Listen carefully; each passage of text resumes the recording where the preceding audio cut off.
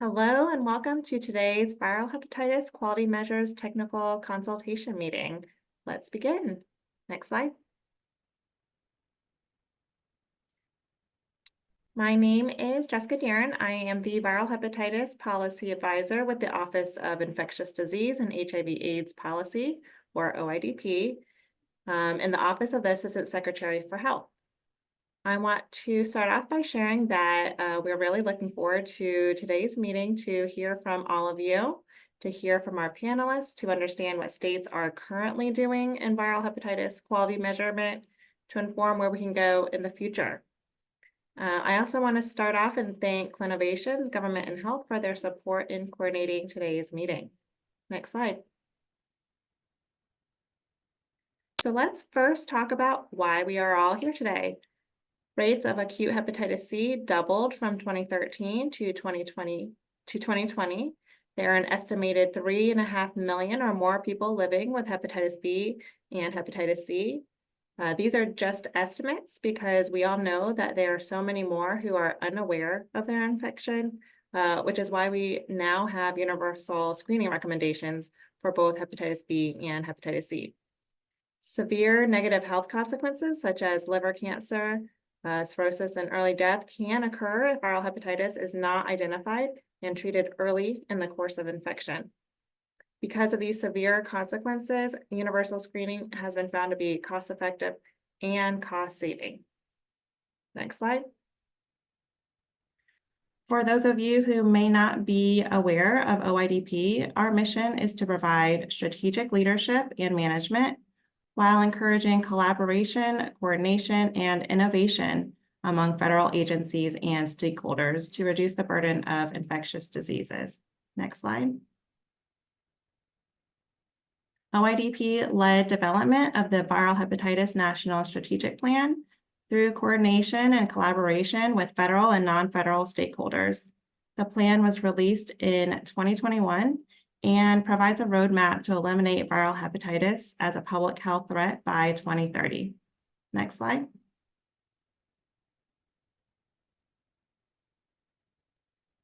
A range of partners and tools are needed to address the stalled progress in reaching our elimination goals, and quality measures are one of those tools that can help us reach those elimination goals. Organizations can use quality measures to assess provider performance or as a benchmarking mechanism in payer programs. They are critical in translating clinical guidelines into practice and identifying gaps in patient care. Quality measures also serve a role in translating public health recommendations into clinical practice and enlisting healthcare providers to increase screening, treatment, and care. Next slide. So let's start our work together by understanding what partners are here with us today. Please take about 20 seconds to provide a response that best reflects your day-to-day, as we know some of these may overlap for some of you.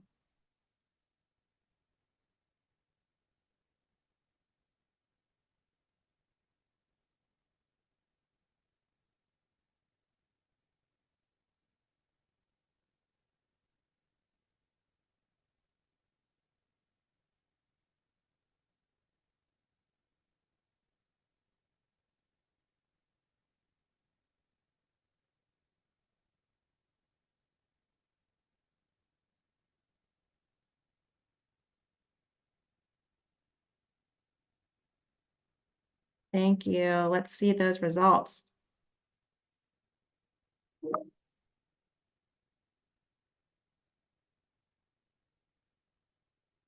Looks like we have strong representation from state public health with 43%, federal government with 15%, and Medicaid agencies with 12%. Thanks so much for being here today.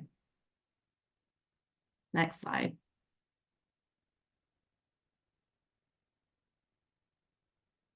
Now let's move to our second poll. This one is designed for practicing clinicians. Please share if your practice has any viral hepatitis quality measures.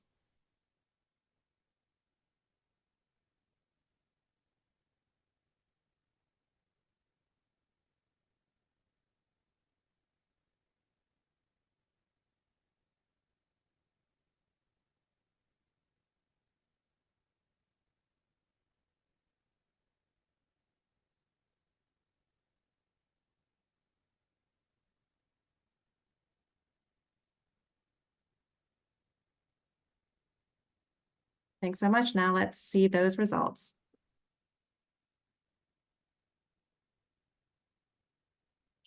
Well, it's good to see that there are some practices that have both hepatitis B and hepatitis C quality measures, but not that many. So this emphasizes why we are all here today. Next slide. So the objective for today's meeting is to convene state leaders and stakeholders in viral hepatitis quality measurement to obtain feedback on the feasibility of testing and implementing a measure at the state level. This will inform OIDP efforts to advance viral hepatitis quality measurement by states and territories. Following the meeting and in the coming months and years, OIDP will use your feedback to guide our efforts to advance viral hepatitis quality measurement. Next slide. Here is today's agenda. We will hear opening remarks from CMS and CDC. We'll have a session providing background on the landscape of viral hepatitis quality measures. Dr. Sue Wong and Dr. Christian Ramers will share their perspective as clinicians who provide viral hepatitis services and weigh in on how viral hepatitis quality measures impacts how they provide care. Next slide. Then we'll have a 10-minute break. And following the break, there will be a panel discussion with 5 states, Louisiana, Michigan, New York, Pennsylvania, and Washington. Will share their state's experience with quality measures. The panel discussions will be divided into 2 sessions. The first one really hearing from the state's perspectives on how they selected their quality measures, how they tested and implemented them. And then the second session will go into recommendations for a measure that we can adopt across states and territories. And we'll also have an opportunity to hear from you outside of the panelists during that session.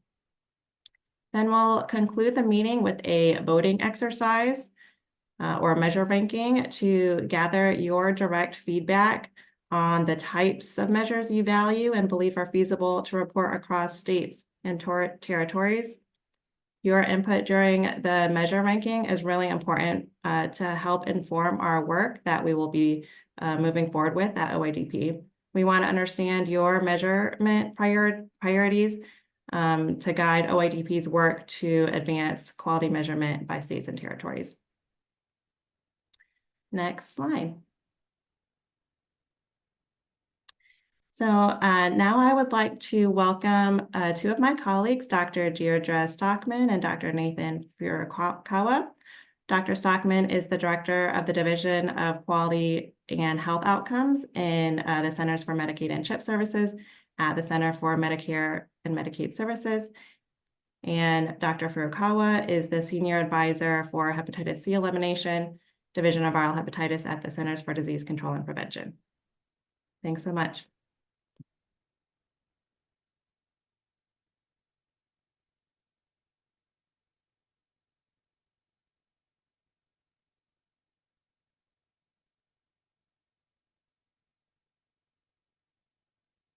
Deirdre, I think you're on mute.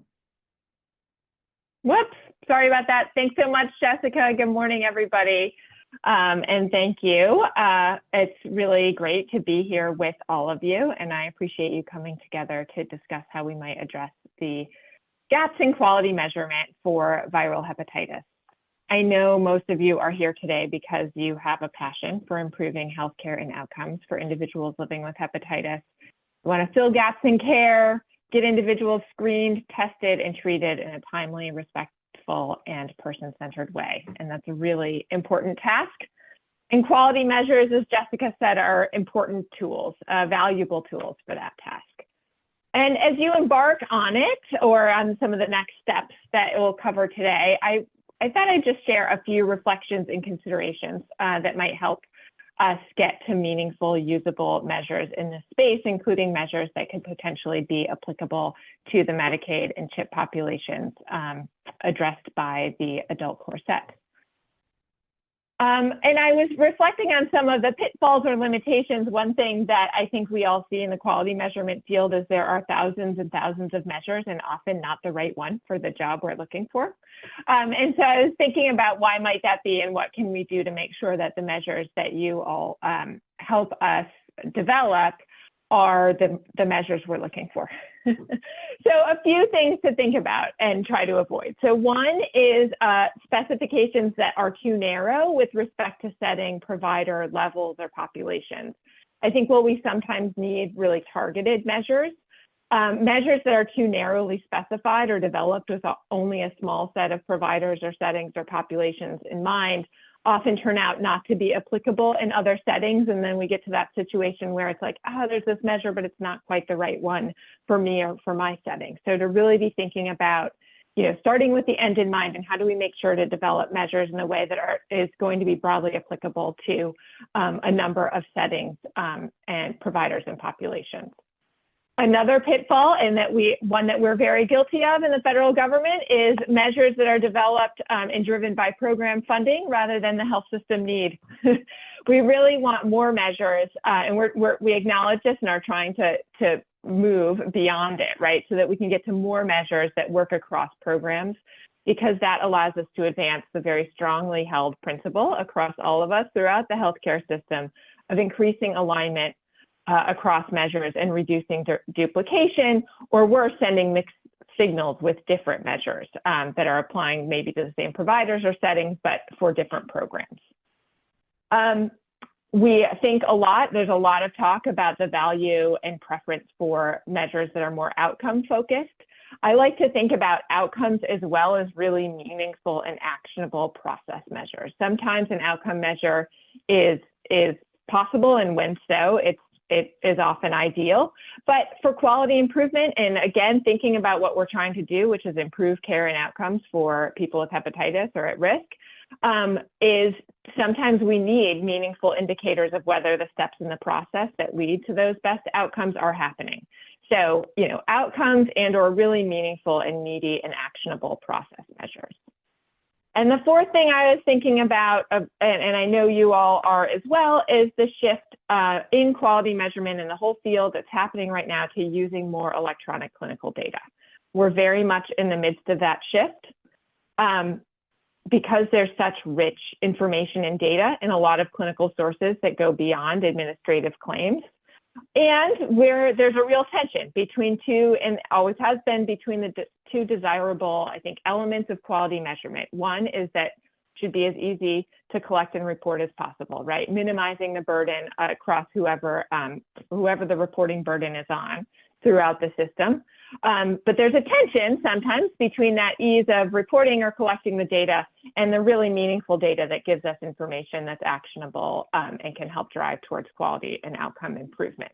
So I acknowledge, particularly in the space of electronic clinical data, where those two forces are very much in tension, particularly when it comes to measures that can be applicable at the state level, right? States are still working on figuring out how do we get a handle on all those different electronic clinical flows to be able to bring measures up to a state level. We're in the midst of that. I acknowledge that there's a lot of unanswered questions, but I think any measure being developed now needs to be thinking about and sort of skating to where the puck is going and thinking about how to best mobilize and use electronic clinical data.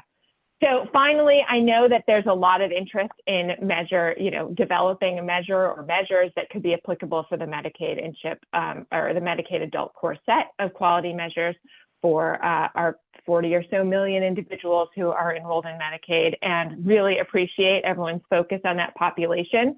And at the same time, given the points I just made, want to make sure that the group is thinking of inclusive of Medicaid populations, but probably doesn't make sense to be limited in that space, given that folks' healthcare coverage changes over time. We want measures that are ideally applicable across settings, and to be really thoughtful about that. And be mindful, of course, as I think you already are, and this meeting is really set up to be thinking about what can get us to measures that are reportable at the state level, which is, of course, a requirement for a Medicaid and CHIP core set measure that has been tested and shown to be reportable and doable and meaningful, high quality, consistent data at a state level. And so, and finally, just want to note that any measure that goes on the core set goes through a broad stakeholder process of consideration and deliberation. That is an open and public process, which everyone is invited to participate in the various different ways. And so there are no guarantees. CMS doesn't just put measures on the core set. There is a process of engagement that in order to make sure that we are representing all of our partner and stakeholder interests and needs in making decisions on changes. So as any measure, if you know, measures that come out of this would have to go through that process. So I probably talked too long. I just want to say that, you know, the goal of this group is to develop some quality measures and to remember that the quality measure is not actually the end we seek, right? It's a tool. We seek to improve care and outcomes for people with hepatitis, and we need to develop a measure or measures that will help us achieve that goal. And I think it's really important and exciting work, and thank you all for coming to do it. Thanks so much, Deirdre, for those reflections. Next, we'll welcome Dr. Furukawa from CDC. Hi, thanks. Can I get the next slide? Oh, can I get my next slides? Or there we go. So greetings, everyone. Thanks for those wonderful comments, Deirdre. I think I'll follow them up by providing a perspective of how we at CDC think about quality measures and their potential for increasing uptake of our recommendations for viral hepatitis. Next slide. So just to start, this audience is probably well aware, but in case not, you know, in the past 4 years, CDC has updated really all of our guidance around hepatitis B and C, starting in 2020 with our 2020 HCV screening and testing guidelines, moving into 2022 where we updated our hepatitis B vaccination guidelines, and then in 2023 where we updated both our hepatitis B screening and testing guidelines as well as our perinatal hepatitis C testing guidelines. Next slide. I'll just go over those each in brief. So in 2020, CDC recommended universal adult screening for hepatitis C screening during each pregnancy, and then interval ongoing testing for people who have ongoing risk. Next slide. The updates in the 2022 hepatitis B vaccination guidelines were that now all adults age 19 to 59 years and then adults age 60 or greater with risk factors should receive hepatitis B vaccines. And then adults greater than or equal to 60 without known risk factors may receive hepatitis B vaccination.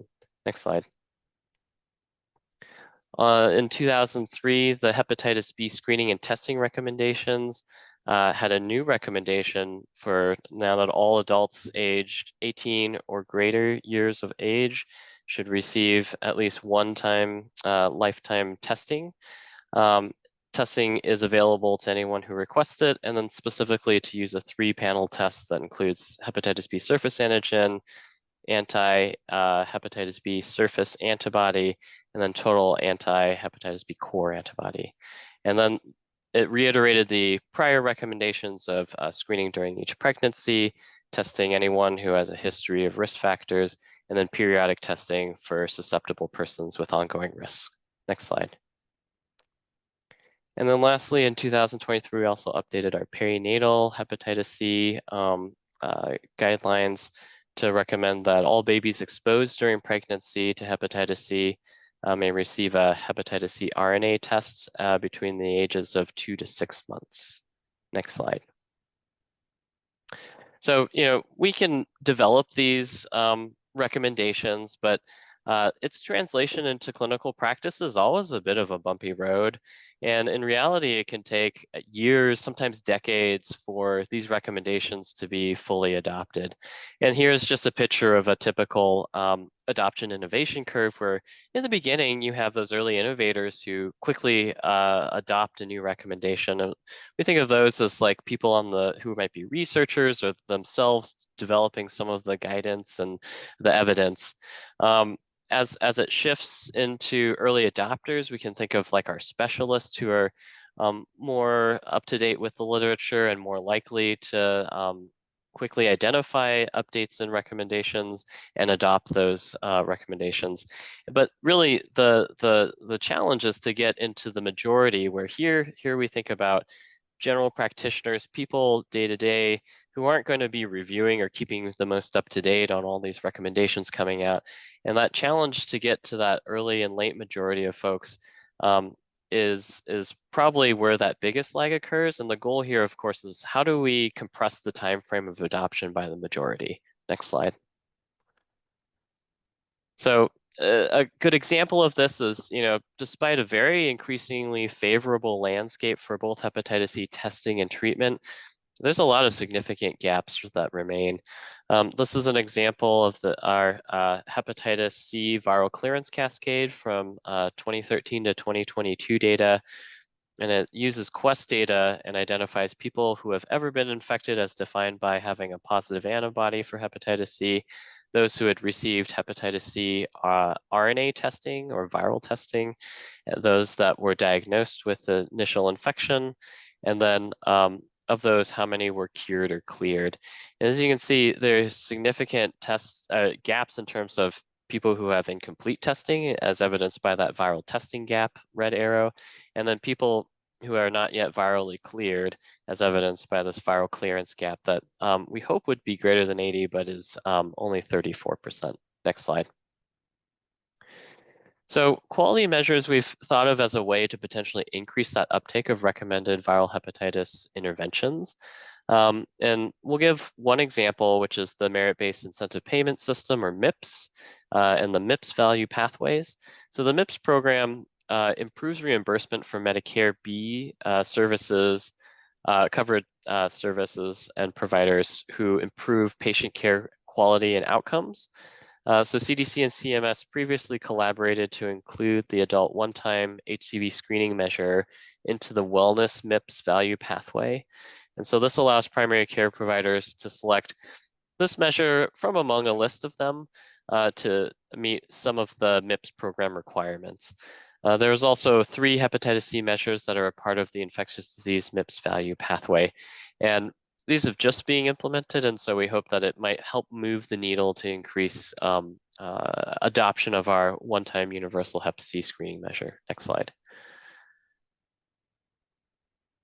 And since this is a pretty Medicaid-heavy audience, this is just a quick reminder that Medicaid covers a substantial portion of people with hepatitis B and hepatitis C, and these are estimates from the NHANES survey based upon identification of people with prevalent hepatitis B or hepatitis C, and then we can identify which proportion of them have public insurance. In this case, we aren't able to further stratify by Medicare, Medicaid, Medigap, CHIP, etc.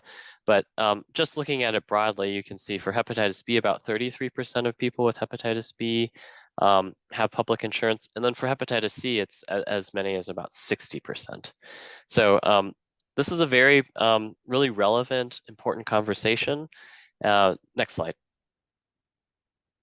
So we really look forward to hearing about state approaches to viral hepatitis quality measure implementation. And so look forward to that discussion and glad to be a part of it. Thanks. Thanks so much, Nate and Deirdre, for your remarks.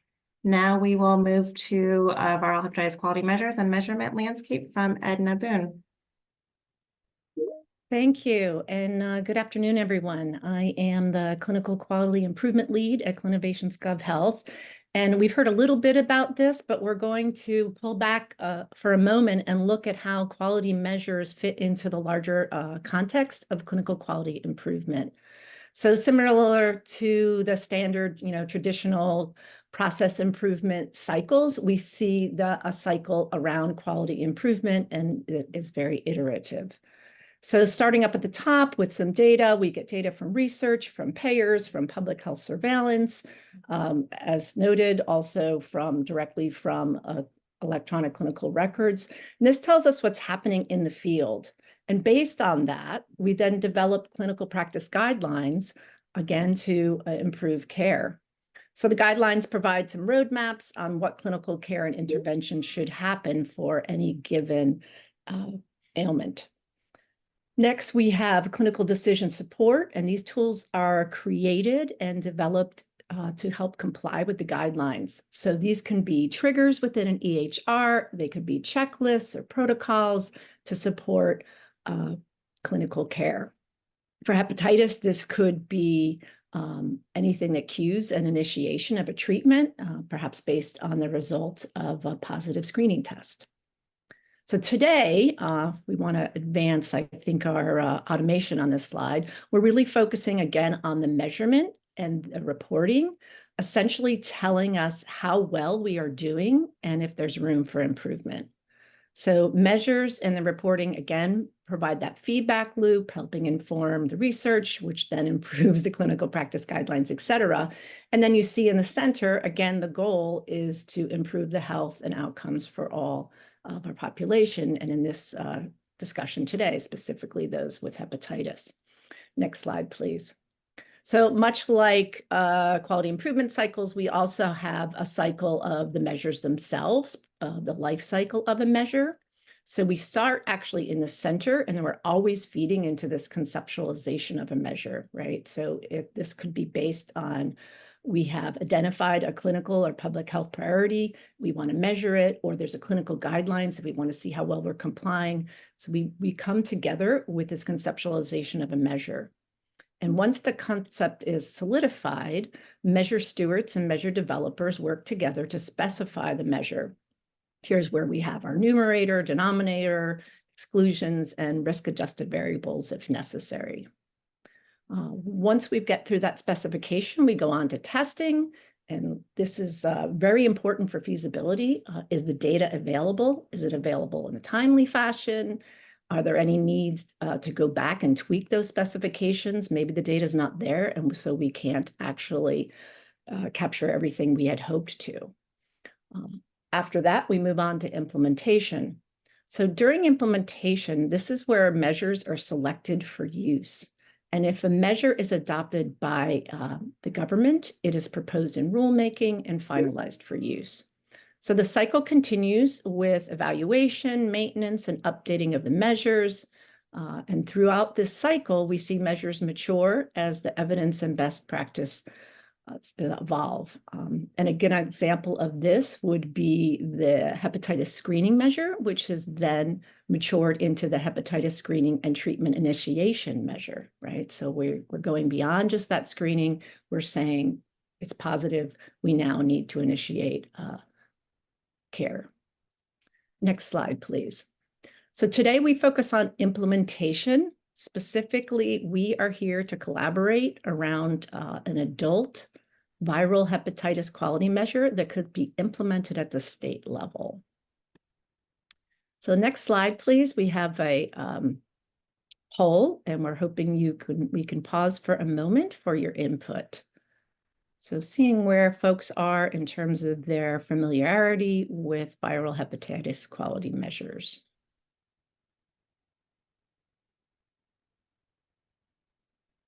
And really, really appreciate your input on the polls. This really provides the federal government with key information. All right, looks like things are slowing down a little bit.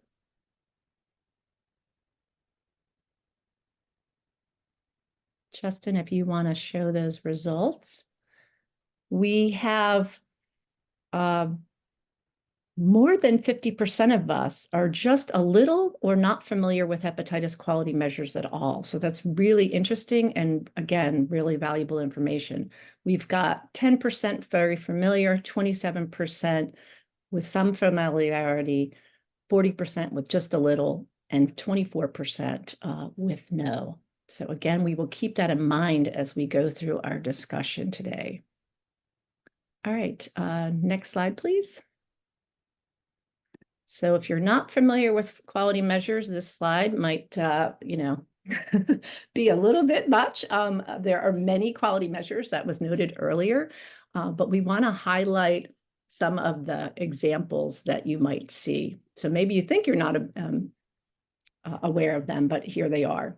So provider organizations, they use measures to identify internal opportunities to improve care and understand clinical performance. An example would be a provider dashboard with key performance indicators. These might also be used to inform clinician compensation.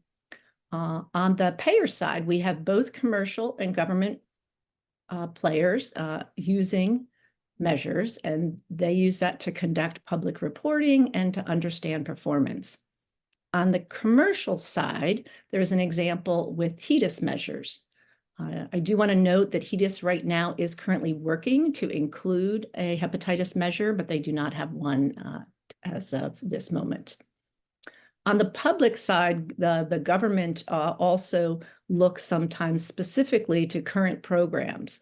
So in this case, an example would be the HRSA Ryan White program and the Medicare's MIPS program. So looking at a subpopulation within covered lives in the federal government and having some specific measures for them. Next slide, please. So where are we today with the hepatitis measures in government programs? So starting with HRSA, 13 of the 14 measures in the HRSA Ryan White HIV care measures are related to viral hepatitis. For Medicare, the MIPS program uses this in both traditional MIPS program and in two MIPS value-based pathways. We heard about these earlier, promoting wellness and prevention and treatment of infectious disease disorders, including hepatitis C and HIV. And then on to Medicaid, which is, again, you're from the states areas. There are no viral hepatitis quality measures in the Medicaid adult core set. Probably why you don't have familiarity with them. So this gap, as we noted, is really key to our discussion today, and it underscores, it's underscored by the fact that we know that Medicaid covers the substantial portion of people with hepatitis B and C. So we're going to go to the next slide and talk a little bit about those adult core set. So they're actually called the Adult Healthcare Quality Measures for Medicaid. And this is what we hope to focus on today. So the Health and Human Services identifies and publishes a core set of quality measures for Medicaid enrollees annually.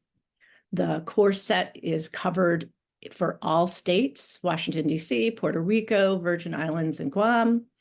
And also the core set includes both physical and behavioral health measures. So as we seek to identify a viral hepatitis measure that has broad support, we want to look at what could be included at the state level, included in this adult core set and then used at the state level. All right. Next slide, please. So there are a handful of states, if you want to use the automation, that are currently at the forefront of the viral hepatitis quality measure. But our goal would be to go from those small amount of states to covering and having all states working to collect data on viral hepatitis.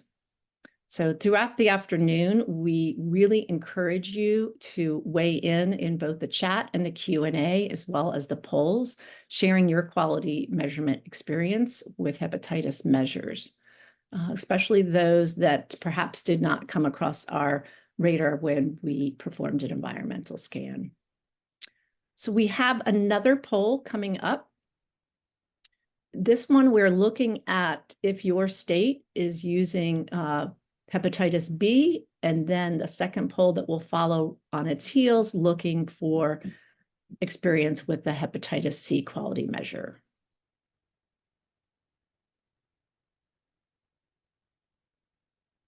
Again, appreciate all of your input.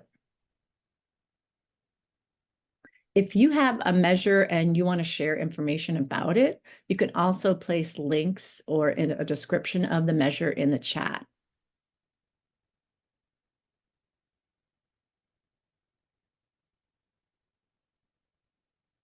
All right. So it looks like things are slowing down for the hepatitis B poll. And we have about 66% of you are unsure of the status of whether or not your state or territory is using a hepatitis B measure. We have 23% noting that they have no current plan to implement a measure. 5% is planning on implementing, and 5% currently has a measure. Let's go on to hepatitis C.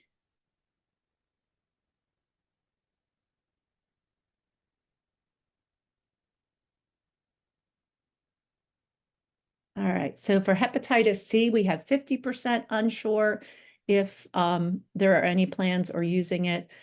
20% has implemented, 16% is planning on implementing, and 14% has no current plans to implement. Again, thank you. This information is really valuable to us. All right, let's take a look at some of the types of healthcare quality measures there are. There are many. We are not focusing on all of them today. There are composite measures and resource use measures, efficiency measures, patient-reported measures, et cetera. We're going to focus on process and outcome measures today. So process measures focus on the steps that are used to provide care. So an example would be a hepatitis screening and the treatment initiation measures. Outcome measures focus on the results of care. How did we do? How did the patient do based on various protocols put in place? An example would be the SVR hepatitis C measure. Next slide, please. So regardless of what type of measure we go with, it's really important to understand the data sources. They are key and play a huge role in what quality measures you'll be able to pursue. So we know at the state level that use of administrative data is really appealing because it's available in claims and encounter data. It is also dated, and as Deidre had mentioned, there is a lot more information digitally available through EHRs, health information exchanges, et cetera, that are readily available and allows us to get closer to real-time measurement and response. So we are going to take a poll to get a sense of the types of data sources that are available in your state and territory that you're aware of. In this case, we want you to check all of the data sources that apply to you. And if we have left off a data source, please put that in the chat. Thank you.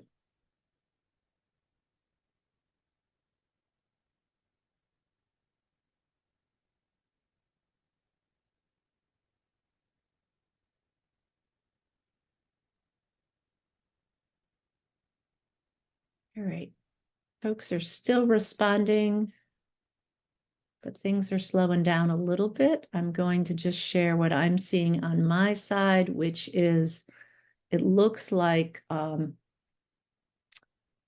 the highest level we have is 79% of lab, which is lab data, which is awesome because you can do some very interesting measures with that.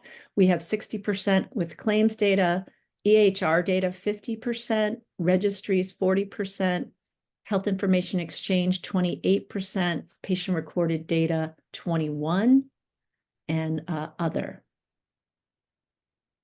All right. So again, thank you for that feedback. Moving on to the next slide, we want to highlight a couple of the key measures that are currently in use. The one-time screening for hepatitis C, the HCV for all patients is one measure, and this is an example of a process measure. and we will be providing links to this measure and its specifications in the chat. Next slide, please. All right, an additional measure is the one-time screening for hepatitis C virus and treatment initiation. Again, this is an example of a process measure, and we would like to also put the measure and the specifications in the chat. Lastly, we have an example of an outcome measure. So the hepatitis SCV and SVR testing measure is an example of an outcome measure. And again, we'll put the links to this measure and information in the chat. And last slide, please. This slide provides an overview of all of the various measures that our panelists will be talking about today during our meeting. We know that you may need to step away. This is a long meeting.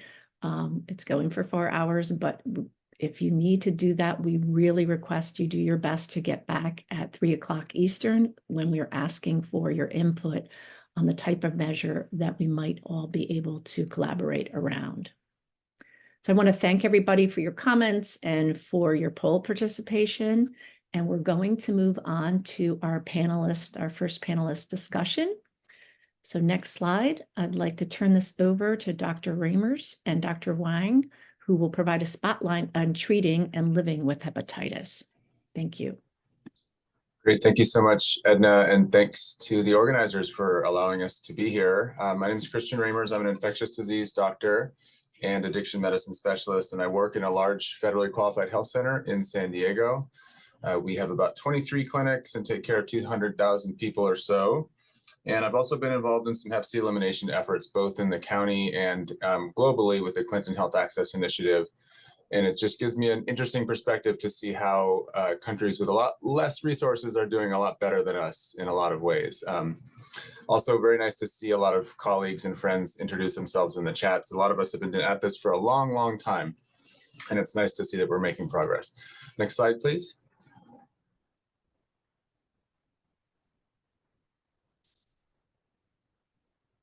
Can we advance the slide? There we go. Okay. I think I'll let Sue introduce herself as well when she starts talking. We're going to do a tag team here. Next slide, please. Okay, here's what we're going to talk about. I'm going to give you my impression of what I think a good public health idea does through the arc of its lifespan, and really suggest to you that we are right now in a knowledge implementation gap phase. We know what to do. We've known this for a long time. This poster behind me, I have had in my office for 10 years. It was produced in 2011. We've known that we should be screening for a long time, and that's the CDC recommendation phase. And here we are almost 15 years later, and really we haven't arrived yet. Sue is going to then talk about what it looks like to scale up hepatitis screening as a system, because all of us operate in health systems, and whether or not Medicaid or the states are sort of aligned with those quality measures, we have things that we've been trying to do at the system level. I will go into a little bit about what it looks like from the clinical or from the clinician level, and then we'll finish up with some pros and cons, and then some ideas that you've already seen about hepatitis quality related measures. Next slide, please. So this is my opinion about what I think happens when we have a good idea in public health. So we have a concept, we have literature, we have morbidity and mortality, we have a good screening test, and we have good treatment that we as clinicians on an individual basis can actually tell that will make a difference. CDC kind of waits until there's substantial literature to support this and looks at benefits and risks, including some cost-benefit analysis, and then puts out a recommendation. This lifespan, by the way, tends to take about 10 to 15 years in my experience, and you can look at HIV measures and hepatitis B and hepatitis C and sort of judge where we are with each of these.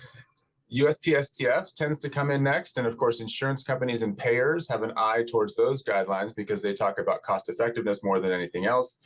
And of course our payers are more interested in cost than really taking good care of our patients. And then it seems like we move into the quality metrics, and it's very exciting to feel like we are almost there, because quality metrics really have that implementation sort of teeth to it, and then you can finally make real impact on patients' lives. We are incredibly busy as clinicians, and we'll show you some screens that are just eye-popping in terms of how complex they are that we are looking at in our EHR on a daily basis.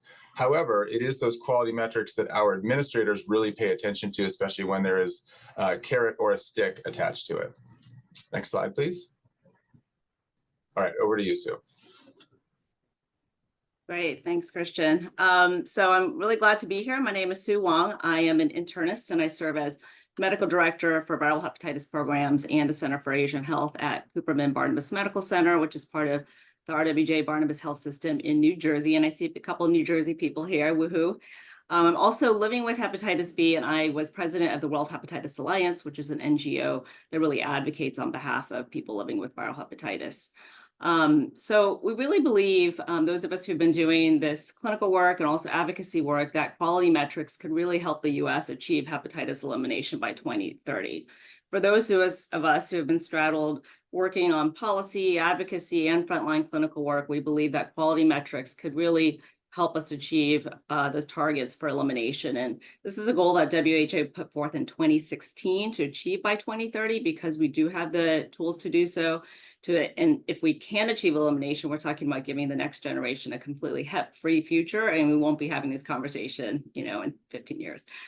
However, our biggest gap right now is in diagnosis. We need to find the missing millions. Globally, only 10% of people with Hep B and only 20% of people with Hep C have actually been diagnosed. This is also an issue in the US, where up to 2 out of 3 people with hepatitis are not aware. And unfortunately, liver cancer rates continue to be on the rise. And the unfortunate outcome is that people don't get in care when they're not diagnosed. They aren't started on treatment, and viral hepatitis leads to cirrhosis and liver cancer. And I've seen too many people who are diagnosed with Hep B or Hep C only after presenting with liver cancer. And they will ask me, how come with all the doctors I've seen, nobody ever tested me for hepatitis? So diagnosis is really that first step to the cascade, and it's imperative for us to really scale up screening so we can get people into care and treatment, and to actually make a difference in decreasing deaths from hepatitis, and to also decrease morbidity from other bad outcomes and improve people's lives who are living with hepatitis B and C. And if you don't care about saving lives or are a cynic, there are plenty of cost-benefit analysis showing that early testing really does save the system money. So I will say that metrics actually, if somebody can click for me, just the next block of text. Metrics actually help promote person-centered care and not just disease-centered care. Right now, so many people with hepatitis are falling through the cracks and not being tested. And we need to deliver person, not disease-centered care, where we are currently really operating in silos, where providers only care about the one issue somebody comes in for. And we need to start thinking about the whole person. We need an integrated approach where hepatitis comes out as specialist care, but really is a part of frontline care. And when we do make it mainstream, we also remove the stigma that often comes from risk-based screening, where we only test if people fall into certain groups, which really perpetuates stereotypes that are not true. Many people with hepatitis are also part of vulnerable populations, often unreached, and don't have good access to healthcare. So metrics can make sure that they're getting important services. So we really believe that ensuring metrics would help ensure that people with hepatitis are not forgotten. And and hepatitis has just been really really has not gotten the attention that it deserves for the number of people in the world who have it. And as we all know, health systems have many, many competing priorities, and metrics can ensure that important services rise to the top. We see this has been very successfully done with breast and colon cancer screening and chronic disease care, like with the plethora of diabetic metrics we clinicians see.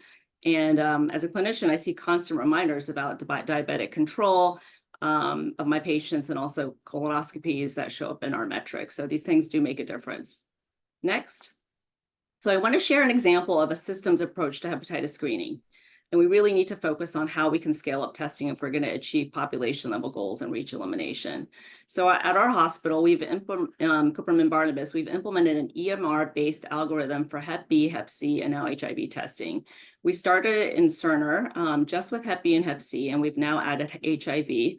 And we've also recently switched over to Epic. We're one of many hospitals in the US who have these focus programs that are doing automated screening. And you can see on the right, this is our eligibility algorithm for Hep B and Hep C that we've programmed in. So basically, if a patient is an adult, they're having blood work done, there's no previous diagnosis of Hep B or Hep C, and we don't see any previous testing, then a Hep B or Hep C test is suggested. We've learned that by automating eligibility, this is way more efficient and effective than relying on individual provider training because the EMR can provide that decision support. So currently, because of logistics and priorities, our Hep B and HIV screening are not yet universal, and it's not yet in our outpatient settings, but we believe that if we can get some quality metrics around this, this would actually help elevate and prioritize so we can make these things, these algorithms happen on a universal level. Next. So here's some screenshots. This is what a clinician sees in Epic when a patient is deemed eligible for Hep C testing. They get a best practice advisory or BPA pop-up, which says that the patient has met criteria for Hep C testing following CDC recommendation and then lists the reasons. Next. So what's the process? Because everybody's always worried about, is this going to disrupt our workflow? And we've really tried to make it as seamless as possible. So this is how the pop-up looks in an example patient. So while a clinician is ordering labs, the BPA fires if eligibility criteria are met in the background, and they see this pop up on the left, kind of overlying the screen. All the provider has to do is just hit accept, and the hepatitis lab tests are added to the orders, and the provider signs off on all of their orders together. And there is also an opt-out, so a provider can choose not to order, do not order, if a patient declines, or they're in hospice, or there's some other reason. Next. So this graph shows the impact we've seen in our Hep B, Hep C, and HIV screening scale up, and why we think these kind of system-wide efforts are really important strategies for the goals of ending the epidemics. So the red line is Hep C, the blue line is Hep B, and the yellow is HIV. In the yellow section on the very left, this is before we had algorithms. We were practically doing no Hep B or Hep C testing. And the uptick in the green section is when we started doing baby boomer Hep C screening in 2018 and Hep B testing by country of birth. Now, the really big uptick, what you see here in the purple, is when we went to universal Hep C testing, and we're doing about 2,000 to 2,500 tests a month now. And the trickle down you see is because we don't retest people if they've been tested, and obviously people come back to the hospital for their services. So we don't recheck them. And so overall, we've tested more than 47,000 people for Hep B, finding 415 people infected, which is double the national prevalence. Hep C, we've screened over 107,000 and found 426 infected and linked them to care, the number being successfully cured for Hep C. And I have to say, we've just heard so much gratitude from patients that they were so glad that they were tested in the ED, even though that's not what they came in for, and they are just so happy that they are cured now. For many, this has actually changed their lives. Many have gotten motivated to get care for their other chronic conditions. So I believe that hepatitis screening is often a gateway for better overall health for a lot of people. Next. Which leads me to this slide, which is our dream algorithm of universal HIV, Hep B, and Hep C screening. We believe it is really time to integrate bloodborne virus screening, since we now have CDC recommendations, as Nathan talked about, for universal testing of all three. We think that quality metrics could be a game changer to make this a reality. And we hope that all of you here can be a really part of supporting that effort. And I will now turn it back to Dr. Ramers to talk more about what metrics look like in the day-to-day life of providers. Thank you, Sue. I realize we are already over time, so I will try to wrap things up quickly. I just want to show you what things look like to me as a clinician. This slide gives me heartburn. I don't know about you, but there's just too much here. But at the same time, there's nothing here about hepatitis. And as somebody that's been working in this area, I feel like we are not paying attention to the right things. We have a quality metric on sending an LDL on someone on an antipsychotic, which is a tiny little narrow carved out thing. Why is that one of my quality measures when I don't think anywhere close to 50,000 people die of having high LDL on an antipsychotic, whereas hepatitis B and hepatitis C are killing our patients regularly. I like to show this also to show you that this is one of about 50 different panels that I get that are just quality reports back to me that we have by clinic, by provider, by area. And again, hepatitis is really not on the map, and I think we all agree it really should be. Next slide, please. So when you're in my actual EHR, this is what things look like. The right side is my note. The left side is all these other things that I have to choose from. We actually have our own proprietary EHR that we've developed. And it's not in your face popping up because pop-up fatigue is real, but there is this little aid tab that I've circled in red here that at the end of a visit, I can click on that very quickly. And if we go to the next slide, it shows me the things that are relevant to the particular patient in front of me that I've not done. You can see COVID vaccination here, colon cancer screening, which is kind of ironic because this patient already had colon cancer screening, as I say in my note, but the quality metric was not captured there. And then there's a whole bunch of things that are hidden here to not bother me and not distract me when I have 10 minutes to talk to this patient about their issues. If we go to the next slide, I click on show all if I want to, and then next slide, please. This is all the things that I've already done. And next slide, we can animate to the things that are relevant here. So this is a patient actually with hepatitis B. So the Hep B decision aid for me has already been satisfied. I've already vaccinated her against hepatitis A. And today, I should give her pneumococcal vaccination there. So these things actually really do work. And we can sort of take them and use them within our EHRs to make real impact on patients. Next slide, please. So here's some opinions about what I think are the pros and cons of quality metrics. We have really all committed to these as a system, as a state, as a jurisdiction, as a health center, and as a capitalistic American healthcare system, for better or worse. These are agreed upon objective ways to measure whether certain things are actually occurring at the end of a visit and are being achieved at a population scale. We've shown you in the individual patient case and as well as in the systems case how these things can operate. Providers, again, for better or worse, are basically trained to care about them. And I didn't mention this, but that large dashboard figure that I showed you actually translates into incentive bonuses. So you can get up to $10,000 per year as a clinician if you hit all of your quality measures, and that absolutely drives behavior. And finally, if the right measures are chosen, you can actually impact care. And what I mean by that is incorporating something like an SVR12 is actually going to result in more cures. And that to me is a great step towards elimination. Now, this is not all rainbows and unicorns. Clinicians will push back hard against these being the primary thing or the only thing that you care about, because quality measures do not capture the full spectrum of what medicine actually is. It does not capture the bedside manner, what the patient experience is like, all the counseling we do, all the education. Many clinicians feel like it's an intrusion upon their autonomy. And when you have 10 minutes to run a visit and 5 minutes are spent clicking boxes, that's really not a good feeling and contributes a lot to burnout. And it does minimize the clinical evaluation of complex people in complex environments with complex conditions. And it really rudimentalizes them into sort of these simple measures. Finally, these are not often responsive to patient priorities. And when you have patient satisfaction surveys at the same times, if we focus only on quality measures, then we get bad patient satisfaction measures. So it's a complicated thing to be as a clinician, often feeling like you're being pulled in many different directions. And then the fear is that this reduces clinical evaluation to checkbox medicine. And then you don't really need a doctor. You just need some kind of AI chatbot to do your healthcare for you. And I don't think any of us want to live in that type of world. Final slide, please. So I know we're going to talk the rest of the meeting about all these different measures. Here's how I see things. If we finish this meeting and don't have this basic package, we will have completely failed, and we will have spent 15 years really not reaching towards where we need to be. We need to have one-time HPV and HCV screening. We need to have reflex RNA so we don't lose those people from the antibody to the RNA. And then for God's sake, we need something that's an actual outcome that will get people treated and cured. And the lowest hanging fruit, in my opinion, is the HCV SVR12. I work in HIV as well, and then of course see all these other primary care things. And there's other measures, whether they be Ryan White quality measures, performance measures, the whole HIV-Qual program that we've applied all through the world in our PEPFAR programs that are quite sophisticated. And they look at pneumococcal vaccination and PCP prophylaxis and all these things that we know contribute to high quality care.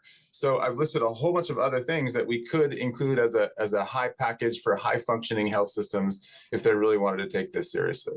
So I think we're a little bit over time, so I'm going to stop there and turn it over back to our organizers. Thank you so much. Thank you. Wonderful, wonderful discussion, great energy, and provided again some really rich context for our discussions this afternoon. We are going to go to a break. We are going to make it a 5-minute break, catch up a little bit of that time. So we'll see everybody back at 1:05.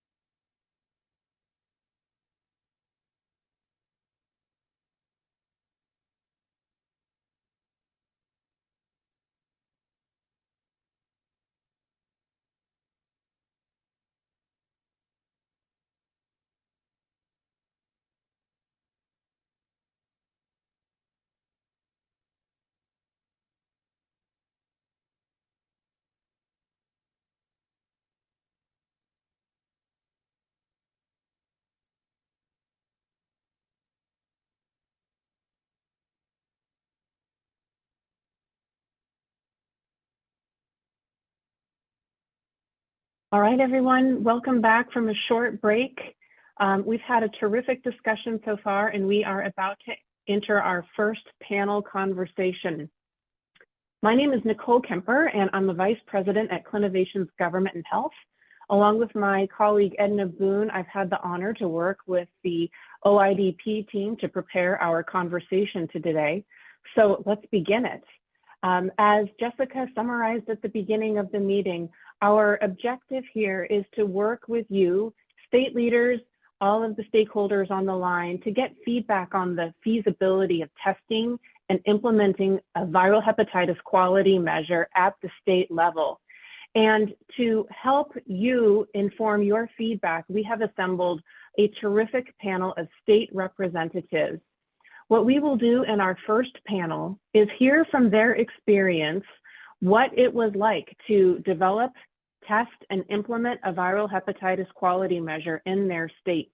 And we want you, our attendees, to be listening to them and reflecting on their experience and how it applies to you in your state, so that you can inform your vote that will be held at 3 o'clock, so that we give that feedback to OIDP. What I would like to do is next introduce our panelists. We have Medicaid and public health representatives from Louisiana, Michigan, New York, Pennsylvania, and Washington. Let's flip to the next slide and start introducing them. All right, Louisiana panelists, I'll let you introduce yourself.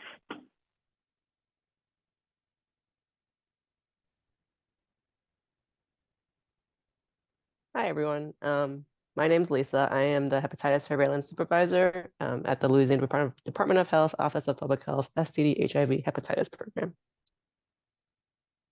Hello, everyone. I am Debbie Wendell. I'm the Data Management and Analysis Unit Manager. I'm also with the Louisiana Office of Public Health in the STI HIV Hepatitis Program. Hi, everyone. I'm Herbert Twase with the Louisiana Department of Health Medicaid Program. Welcome to our panelists.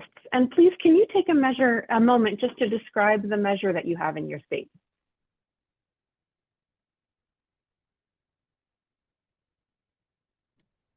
Sorry, I was trying to unmute myself. Yes, so we have one measure currently, and it's the hepatitis C virus screening measure. And this measure was created to improve the HCV screening in our Louisiana Medicaid population. And this measure is calculated annually. So for the numerator, we have Medicaid members in the eligible population who have ever received at least one screening for hepatitis C. And then denominator is Medicaid members between the ages of 18 years as of January 1st of the measurement year and 79 years as of December 31st of the measurement year. This excludes members where there is evidence of Medicare or third-party insurance during the continuous enrollment period. And our data sources come from Medicaid claims data, the Office of Public Health, STD HIV Hepatitis Program surveillance data.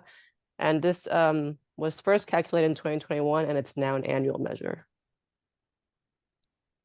Thank you for that quick overview. We will be returning in a few moments to discuss this more in depth and start asking you some questions about it.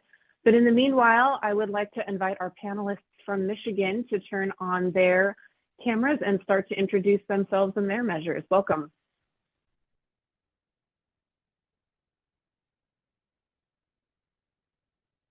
Hi there, I'm Matt Seeger, Michigan Medicaid Managed Care Quality Section Manager.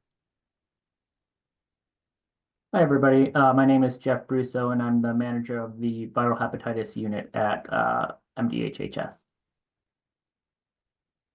Welcome. And on the next slide, will you also take a moment to describe the measures in your state?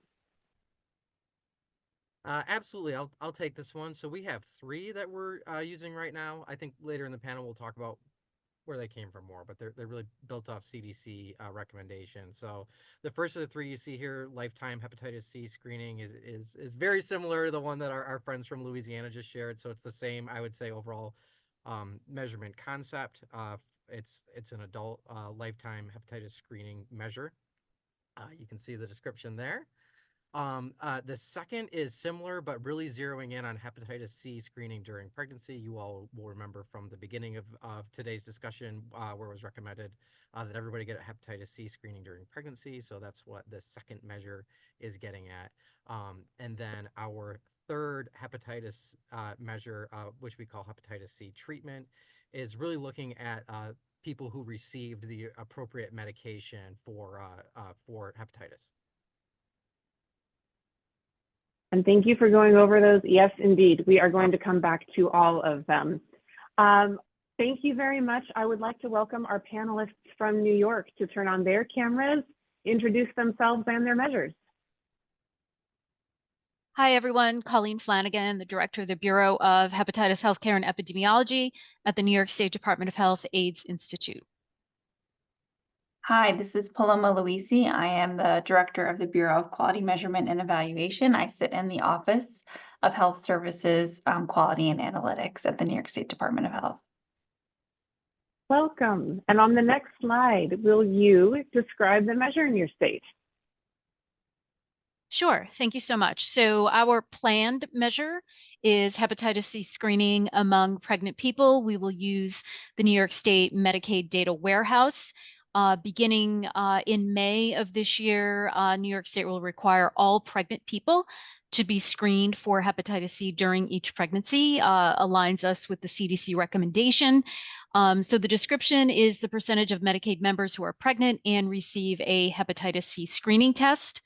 The numerator, Medicaid members who are pregnant and receive the test, and then the denominator is Medicaid members enrolled in Medicaid for 2 or more months of pregnancy and had at least one pregnancy related to service 14 or more days before delivery.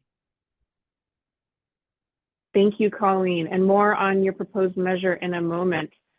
Let's take a moment next to introduce our panelists from Pennsylvania. Welcome. Hi, good afternoon. This is Dave Kelly. I'm the Chief Medical Officer for Pennsylvania Department of Human Services, or Office of Medical Assistance Program, which is Pennsylvania Medicaid. Hi, I'm Lauren Orkis. I'm the Viral Hepatitis Epi Supervisor at the Pennsylvania Department of Health. And welcome. Please take a moment to describe the measures in your state for the audience. So within Pennsylvania Medicaid, we have looked at both hepatitis C screening, but then also look at those that get screened that actually have a diagnosis, and then we move towards what I call the treatment cascade. So we're looking at this in a series. We actually do this, we do the screening and testing also for a subpopulation for our pregnant individuals, and we do a screening measure for a subpopulation of individuals that are in our opioid use disorder centers of excellence. Thanks. And what can you tell us about the data sources for those measures? So our data sources that we use actually come from our Medicaid data warehouse, or enterprise data warehouse, that houses claims and encounters that we get from all of our MCOs and fee-for-service programs. Great, thank you. And we look forward to talking more about that as our panel gets underway. Thank you, Lauren and David. And last but not least, let's introduce our panelists from Washington.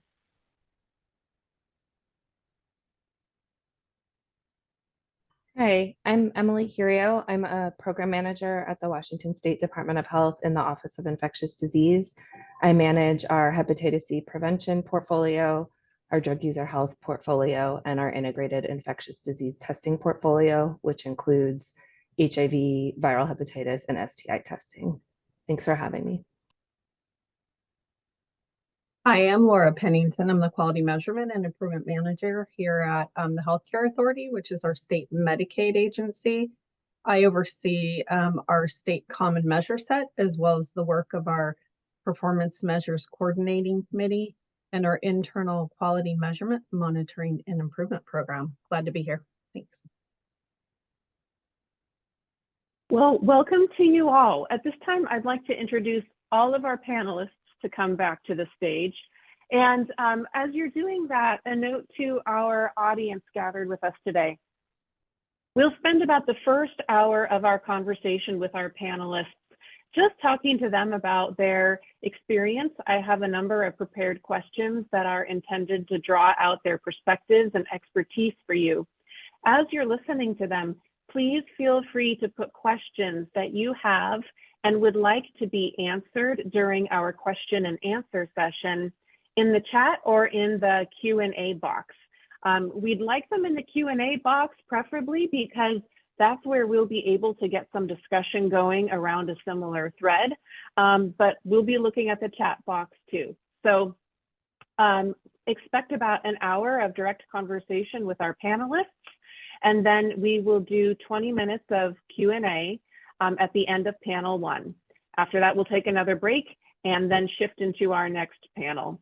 So we'll go ahead and turn the slides off now, and I'll welcome all of our panelists to have their cameras on. Great, welcome back everyone. So you've just spent a moment talking about the measures that are implemented in your state, in the works of being implemented, or have been recommended. I'd like to ask you all to tell us a little bit about what factors drove your decisions to focus on the measures in your state. Let's start with Louisiana.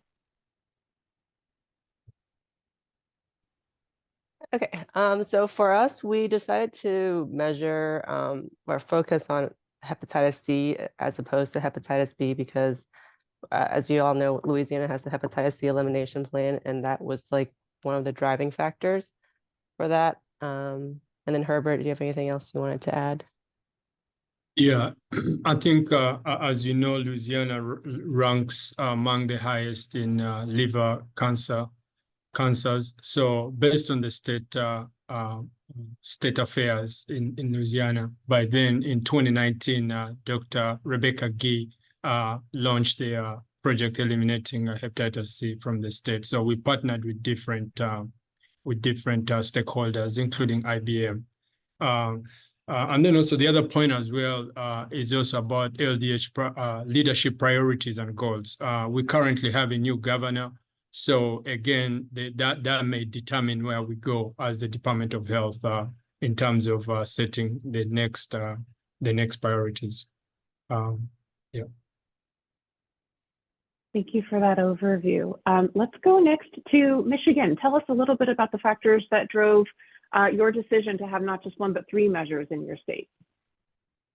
Yeah, I can kick things off. I think, at least in Michigan's case, we used the CDC testing recommendations that were covered earlier in this presentation, just kind of being able to measure, adults who were screened for hepatitis C, pregnant persons who were screened during each pregnancy, and then also one thing that we've been focusing on in Michigan is really accurately describing that hepatitis C clearance cascade. And so being able to measure each step of that clearance cascade. And so our last measure of initiation of treatment, just seeing what that looks like for our Medicaid beneficiaries. Mm-hmm.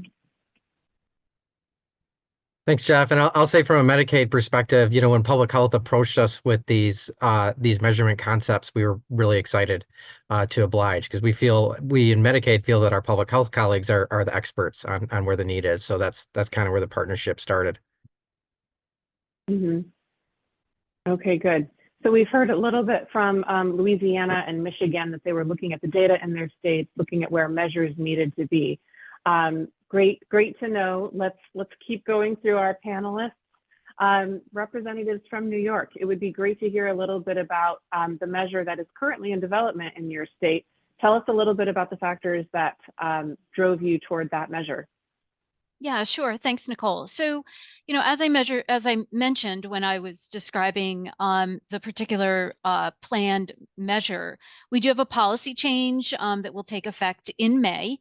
Like I said, that all physicians attending to pregnant people will have to order a hepatitis C screening test. And so that drove our reasoning, as well as our elimination plan, as well as our surveillance data, where we do see over 60% of our female cases among persons of childbearing age. And then also we did a blinded seroprevalence study with our state lab looking at samples that come through our newborn screening and did some extrapolation of the data from that to what we would expect to see in terms of mother-to-child transmission. And we saw that we're probably missing a number of not only pregnant people, but also babies who were exposed to hepatitis C. And we know there's national data that supports the need to do more around getting those exposed babies screened. So while the measure is not aimed at the exposed infants, if you follow the parent-infant pair, we will get to that. Oh, good. So you brought out a factor that we hadn't heard before, and that was the policy change that will be implemented in New York State around screening. So note to all of those listening that was a factor we hadn't heard about before, and we can certainly come back to hearing a little bit more about that if there's some interest. David and Lauren in Pennsylvania, tell us a little bit about how you pursued the measures in your state and what was driving you. Well, I'll briefly start and then I'll turn it over to Lauren, but I think a lot of this was driven by Lauren and a multi-stakeholder group in really discussing what was the type of Medicaid-related data that they needed to really drive our hepatitis elimination plan statewide. So it really was a multi-agency, multi-stakeholder process that, and we worked together to really define some of the data elements that we wanted to look at from a population standpoint, from a Medicaid standpoint. Lauren? Yeah, just to add there, I think that our Medicaid partners are absolutely critical in our elimination planning efforts statewide. So we made the partnerships strong between DHS and DOH in Pennsylvania from the get-go as we got our elimination plan underway, and they're critical partners really in the implementation of our plan as well. So really happy with the collaboration. Thanks so much. Thank you both. And when we turn to Washington for this, for a little bit of background on their measure, I'd like to invite the slide on their measure to be reposted, because I'd like you, when you speak about the measure for our Washington State panelists, I'd love you to talk a little bit about the BRIE Collaborative and the role that it has. David provided a really nice segue by mentioning a multi-stakeholder group. So let's get the slide of your measure back up and have you tell us a little bit about it. Sure, I'll describe the BRIE Collaborative very briefly. Washington State has a group that's legislatively mandated called the BRIE Collaborative that makes recommendations about quality improvement for healthcare delivery, and their recommendations are specific to the Medicaid program. But as I understand it, often their recommendations are embraced by health systems and payers more broadly in the state beyond Medicaid. So they've looked at things like access to medications for opioid use disorder, LGBTQ plus healthcare delivery, management of chronic diseases, a wide variety of health topics. And so they pulled together a group around hepatitis C because we do have a hepatitis C elimination initiative, Hep C Free Washington, that's a partnership between Department of Health, Healthcare Authority, and community partners, wide variety of partners around the state. So they embraced a hepatitis C group to make recommendations, and that group submitted several recommendations, but one set of recommendations was specific around these quality measures. And the group felt really strongly that we needed both a screening recommendation and a treatment recommendation. In Washington, we do think we've done, from the data we have, we think we've done a pretty good job of screening, and where we are mostly falling short is around access to treatment. We completely, I think, line up with other states around the screening recommendation, very similar in language.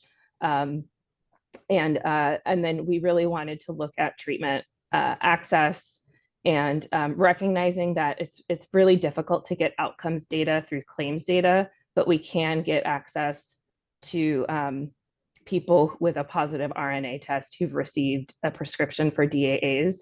And because most people do fill their prescription, and if they take their DAAs, they do achieve cure, the group felt like that was a good enough proxy for that outcome. So that's kind of how we got to these two recommended measures. Great. Great, thank you for that overview. And I'm glad that we got to go back to your measure.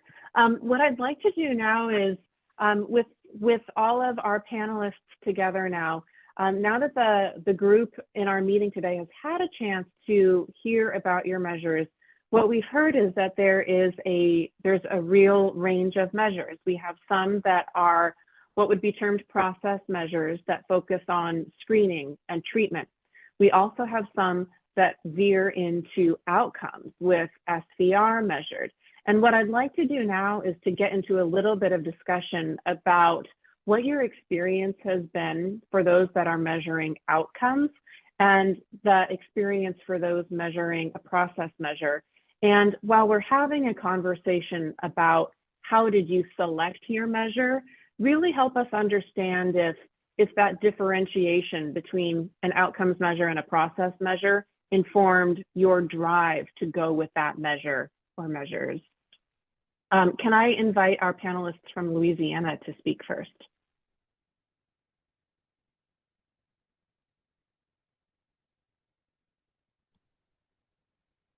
I think I'll go. This is Herbert. I think for us in Louisiana, we had a lot of stakeholder engagement. In 2019, our Medicaid chief Medicaid officer traveled around the state from Shreveport to New Orleans seeking feedback. We had a lot of public forums, so we received a lot of feedback from providers, and their push was towards hepatitis C screening. And we took back that feedback, and then also a couple of things were going on. Like I said, in 2019, Dr. Rebecca Gee also started the elimination of hepatitis C around the state. And then also we collaborated with the correctional department because most of those offenders, as they go out, it was difficult, as they go out in the public. So we wanted to track them before they went out, before they were released. So there was a lot of collaboration. And then also we collaborated with also our sister agencies, talking about Office of Public Health, Office of Behavioral Health, Medicaid, within the Louisiana Department of Health. And then also there was also some legislative push, I think must be House Bill 704, something like that. It's on hepatitis C and HIV/AIDS as well. So there was some movement there as well. So I'll let Lisa and Debbie add on if, yeah. I think Herbert covered it well. I don't have anything extra to add. So would you say in general that it was the voice of all the stakeholders that you spoke to that really made you want to focus on a measure that was going to be about screening, a process measure on screening? That message came from the stakeholders that you were speaking with and connecting with? Yes, precisely. And the other bit of the stakeholders I wanted to add on, we have Medicaid advisory councils. Within those Medicaid advisory councils, we have different specialty groups, OBMFM, pediatrics, dental, that sit, behavioral health, that sit on those advisory councils. So there was also feedback from that direction for us to focus on hepatitis C screening, especially the adult subcommittee that sits on a lot of primary care providers and specialists. So there was also some movement there as well. The other thing I wanted to add on, we also collaborate with the University of Louisiana at Monroe. So they are the ones that that Medicaid we collaborate with in mining the data. So it's they have a research group up there, and as you know, it's a state-specific measure, so they help us with that as well. So yeah, that's great. That's great. Thank you for talking through that. Let's hear a little bit from our panelists from Michigan. The question that we're after here is, what drove you to focus on a process versus an outcome measure? Now you're in the position where you have 3 measures and they span. So what I'd like to do is actually invite you to help us understand if there were factors that drove all 3, or if you knew from the start that you always wanted to have that range of process and outcome measures. Yeah, no, I think it all began in my predecessors in the viral hepatitis unit got this started, but the hepatitis C Medicaid affinity group was really helpful in kind of breaking down some of those silos between the Medicaid program and the public health side of things in Michigan. So once we had those consistent communications, I think it helped us really have some make some progress when it came to removing barriers to prescribing hepatitis C treatments in Michigan. And so it eventually led to our agreement with AbbVie to through our We Treat Hep C initiative to provide the direct acting antiviral Mavyret at a discount to some of our Medicaid beneficiaries. And so removing some of those fibrosis restrictions, sobriety restrictions, provider restrictions, we eventually got to the point where, hey, what can we do next to kind of get more folks, tested and treated and Medicaid beneficiaries tested and treated for Hep C. And so that kind of spurred the process when it came to looking at what recommendations were in place that could potentially assist with that. And so that's how we eventually went to the CDC recommendations and some of the best practices for screening adults and pregnant persons during each pregnancy. And then kind of again looking at that clearance cascade.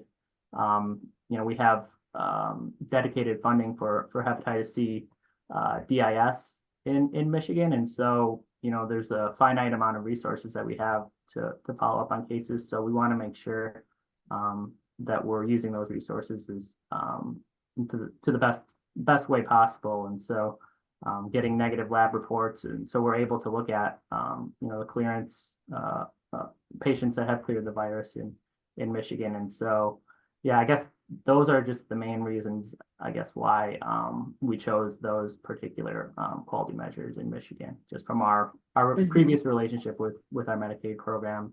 I don't know, Matt, or was there anything else that you wanted to add to that? Yeah, that was a great explanation, Jeff. So, again, we have 2 screening measures, which are, pretty straightforward process measures of lifetime and a pregnancy.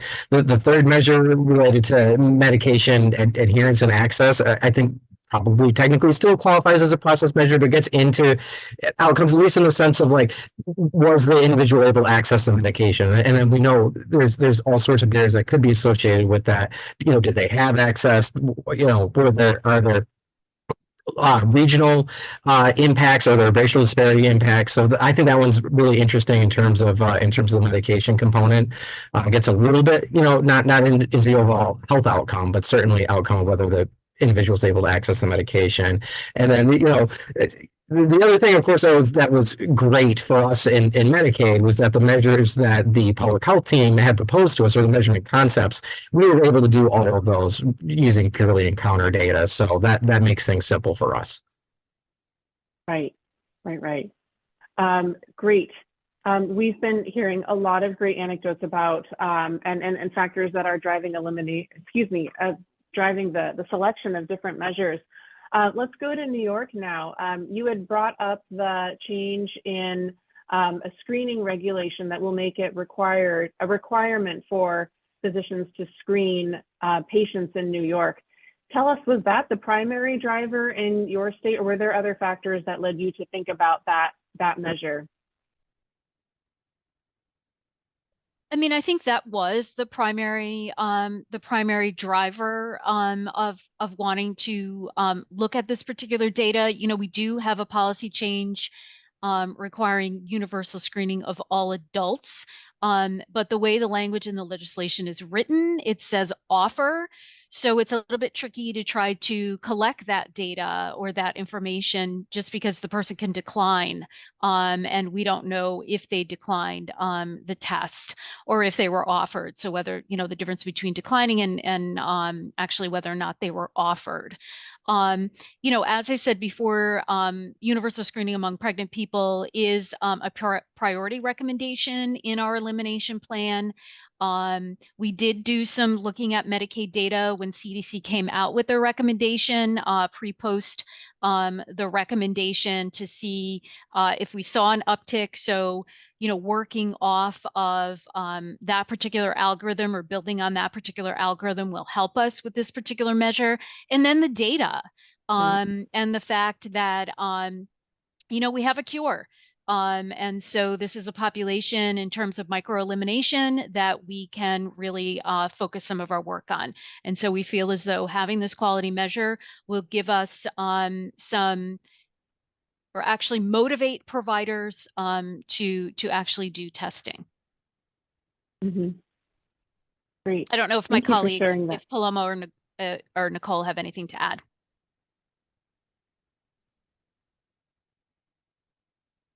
Oh, good. Thank you. Thank you. Thank you. Well, let's hear from the last two states that we haven't heard from yet. Pennsylvania and Washington, as you think about the factors that drove you to look at your measures, was there anything about their categorization as a process measure or an outcome measure that was a leading factor for you to pursue those measures in your states? I'll invite you both to speak if you'd like before we move on to our next question. Well, from Pennsylvania's standpoint, I think we really wanted to assess what's happening within our Medicaid population in general. And that's why we wanted to look not just at screening, but who then tested positive, but then who also moved into treatment. So we really wanted to look at that across the broad adult population. And we did it for both Hep B and Hep C, but we also did a focus study on our pregnant individuals as well. And we also did a focus study on individuals in our opioid centers of excellence that are obviously at very high risk for Hep B, Hep C, and HIV. So that drove our strategy. And then those are processes. We contractually require our MCOs to actually track the SVR12s, and actually we provide them an incentive. So that is our outcome measure. Over the years, over 90% of the SVR12s for folks that start treatment, we get an SVR12, and the cure rate for the ones that we get the SVR12s on is very high, 97% or so. So that's what really drove some of our decision making. And again, we used our Medicaid Research Center university partner to really do a multi-year claims run from 2016 to 2022. So we did a multi-year look because we wanted to see, were we making any progress? So that's what drove a lot of our decision making. I would say also we did a policy change where we pretty much for preferred products for Hep C, we eliminated prior authorization. Thank you, David. Anything that you'd like to add, Emily, Laura? I can add just briefly from Washington. When the Hepatitis C work group was making recommendations to the BRIE collaborative around quality measures, there was a lot of conversation about this process versus outcome question. And as we reflected on what data sources we have access to, there's a real inability to track a really clear outcome measure using the data sources we have available. In Washington, RNA results, positive or negative, have recently become reportable. So prior to that, only positive RNA results were reportable to public health. Now that the negative results are, theoretically, that should be data we could use to track cure, but we know that that reporting is still very spotty. It's a new requirement. And when looking at what are reliable sources of data, claims data seem to be the most reliable. So when thinking about both a screening measure and a treatment measure, the group really made a conscious decision to rely on creating recommendations that would only rely on claims data to be able to measure them. So that was the real thinking there.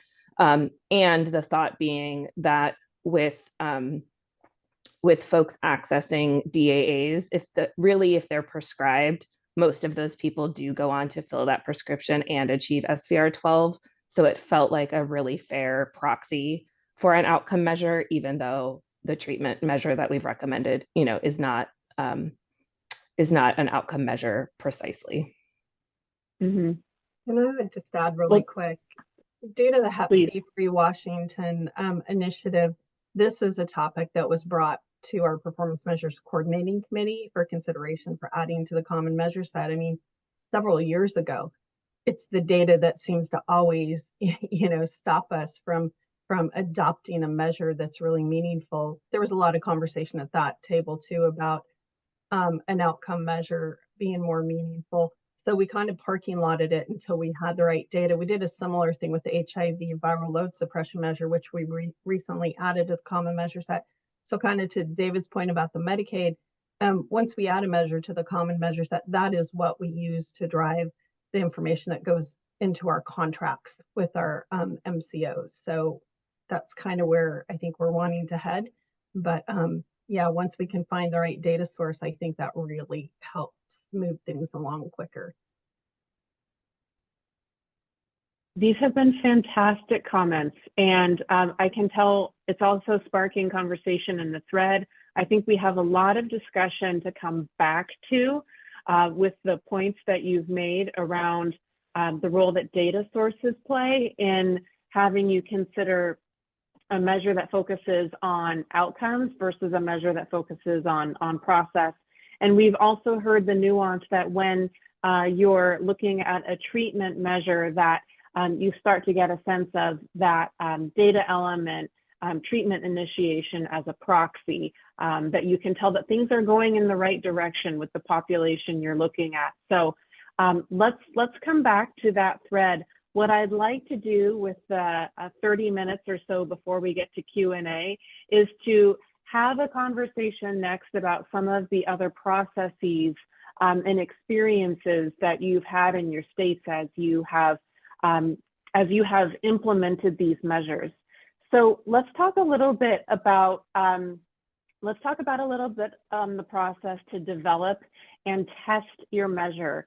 I'd like you each to tell our audience a little bit about what your process was. Did you start with a template with an existing measure specification, or was it really, as some of you've mentioned, that you were looking at trends and you wanted to more organically develop a quality measure that would help you understand what's happening in your state?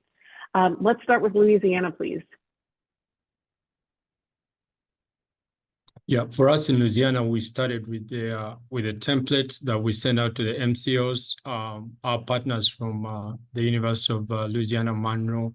They help us mine that data, and we send out a template to the MCOs, managed care organizations. We currently have 6 in Louisiana, so we started with that. And then also there was a look back period in the data warehouse before we started the whole process, just to look back on what's in there in terms of the data. So that's how we kind of went around that. Mm-hmm. So would you characterize that as, yes, please. Oh, I was just going to say, I just wanted to add that it is a locally developed measure, so we didn't use any templates from any other states. And ours is a little different because we do include surveillance data in our measure, so the data for the numerator aren't just coming from Medicaid claims data. So our measure is very very specific to Louisiana, which I think has its pros and cons. It's probably more complete adding the surveillance data, but then we're not really able to compare our measure to other states that are just using claims data. There's another really important point that you just raised there, because if one of the aspects of pursuing a measure and to be proposed for the Medicaid adult core set, there would be that level of consistency, and that'll be a benefit that we hope to see in the future. So that was really helpful. Thank you. Michigan, let's hear a little bit from you. Tell us, did you start with an existing template for your measures, an existing measure that you may have seen at the national or another state level, or did you organically create your measures? Yeah, it was a very organic process. So, as my colleague Jeff already mentioned earlier in the panel, our public health colleagues wanted to take those three key CDC recommendations, the screening recommendation and the Medicaid adherence recommendation, and reimagine those as Medicaid quality measures. And so we felt we could do it just using claims data. And so we put together sort of a query numerator and denominator using the claims data. We felt that the rates that were coming out looked accurate. We ran them against the public health team. Do these numbers feel right? We ran them in front of our Medicaid health plans.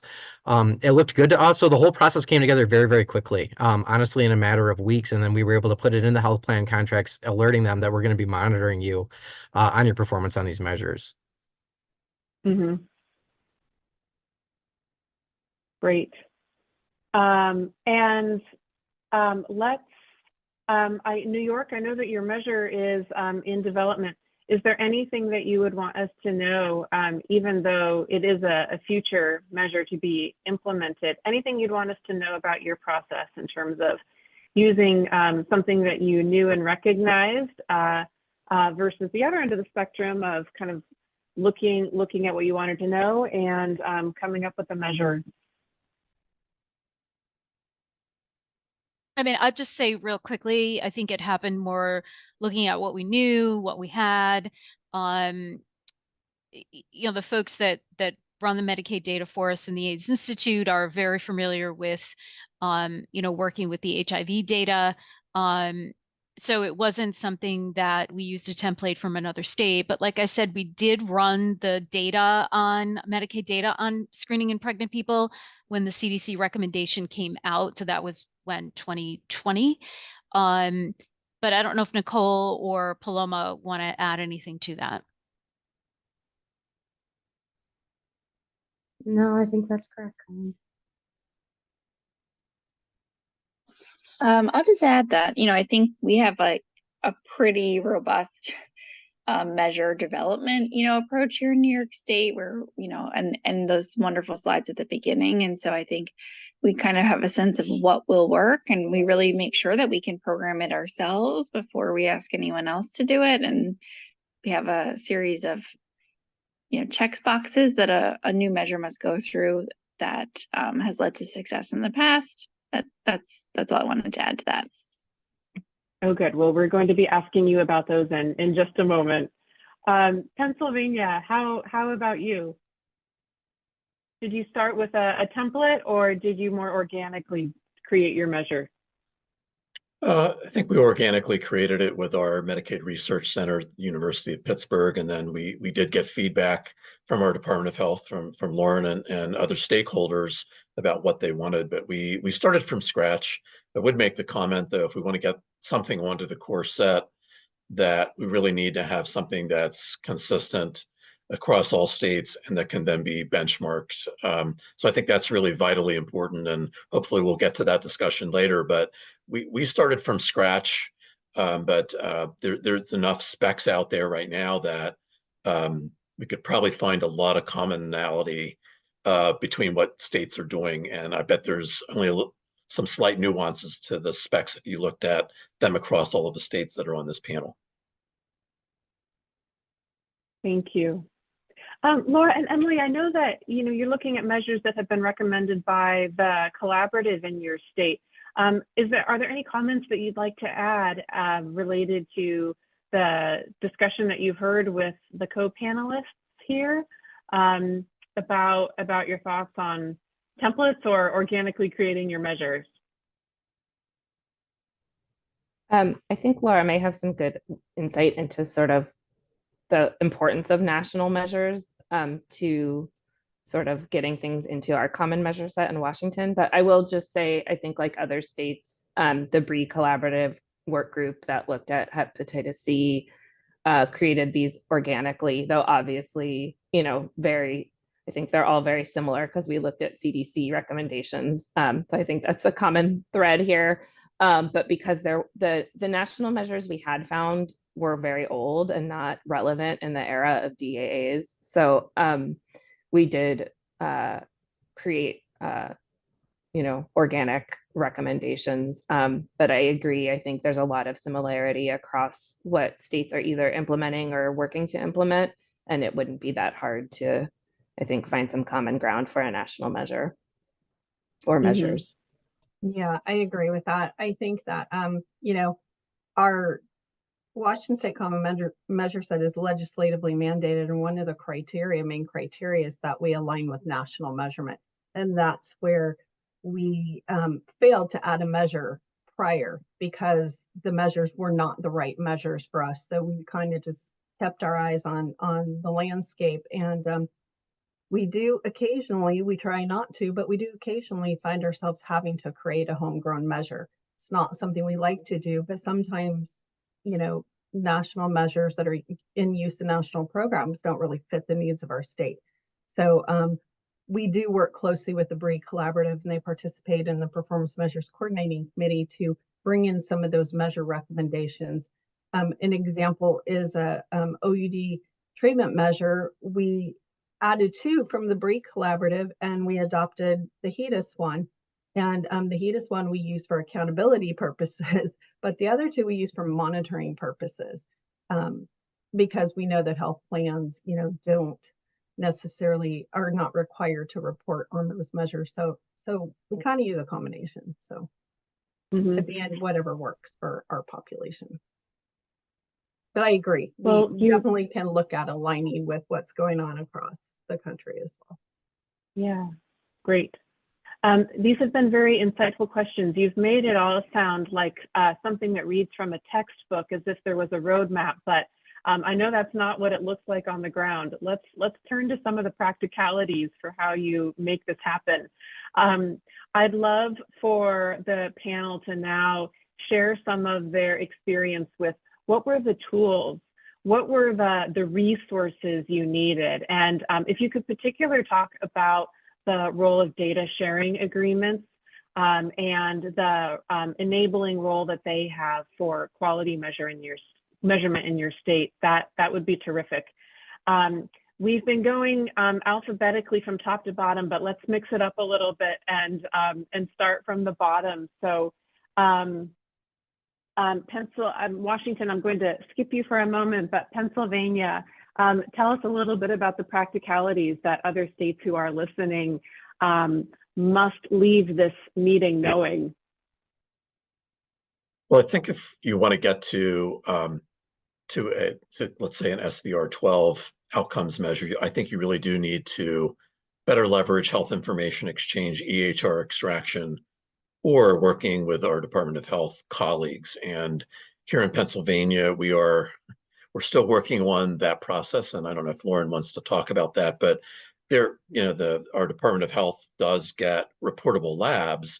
However, she can elaborate. I don't know, but I don't think the negative results are reportable or mandated to be reportable. But Lauren, maybe you could talk about that.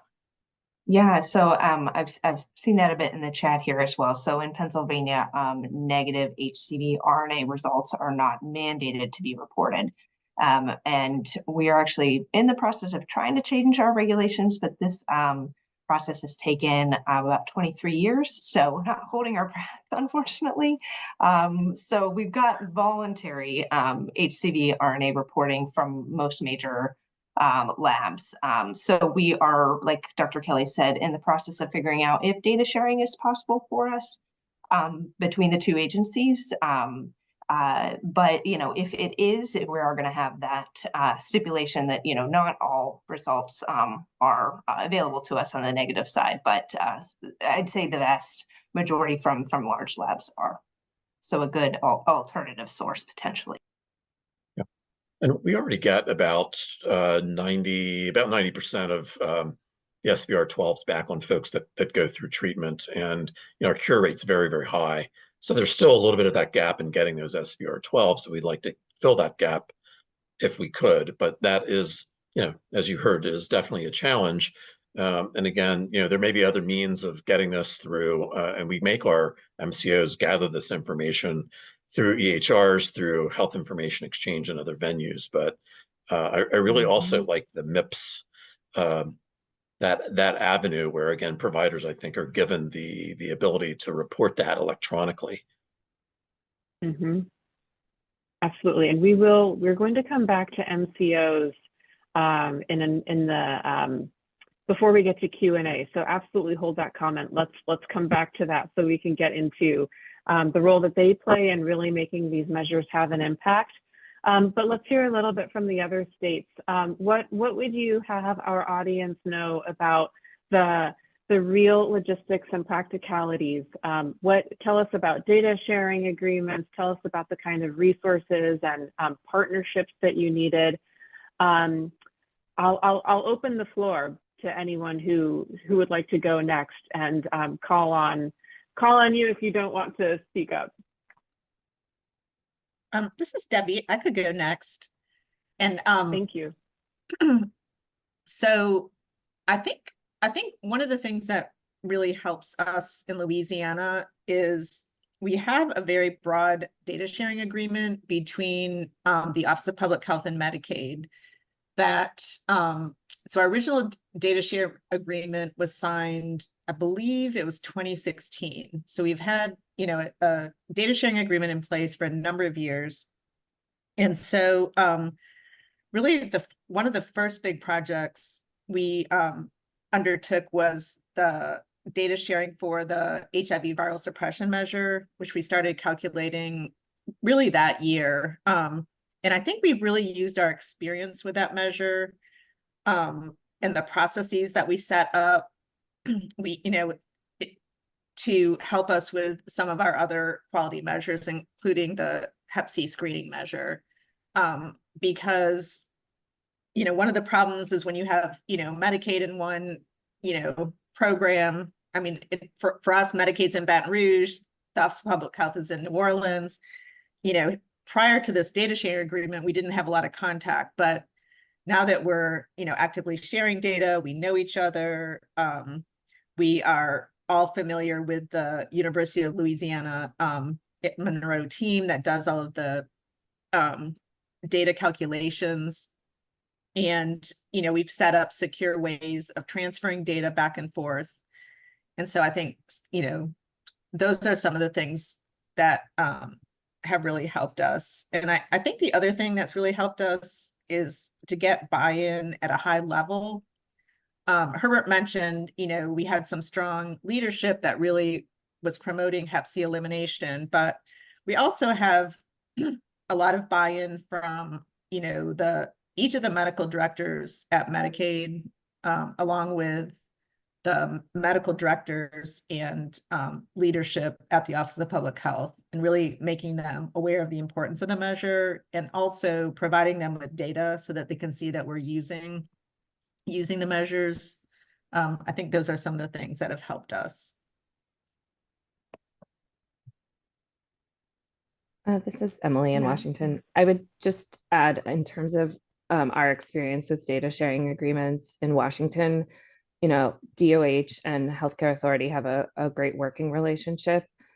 And practically, those data sharing agreements are treated sort of like contracts or interagency agreements, and they take a long time to get through both sides of the house, through our bureaucracies. So I think that's just one initial challenge, is the time it takes to get those established, and then they have to be renewed, right? They don't last forever.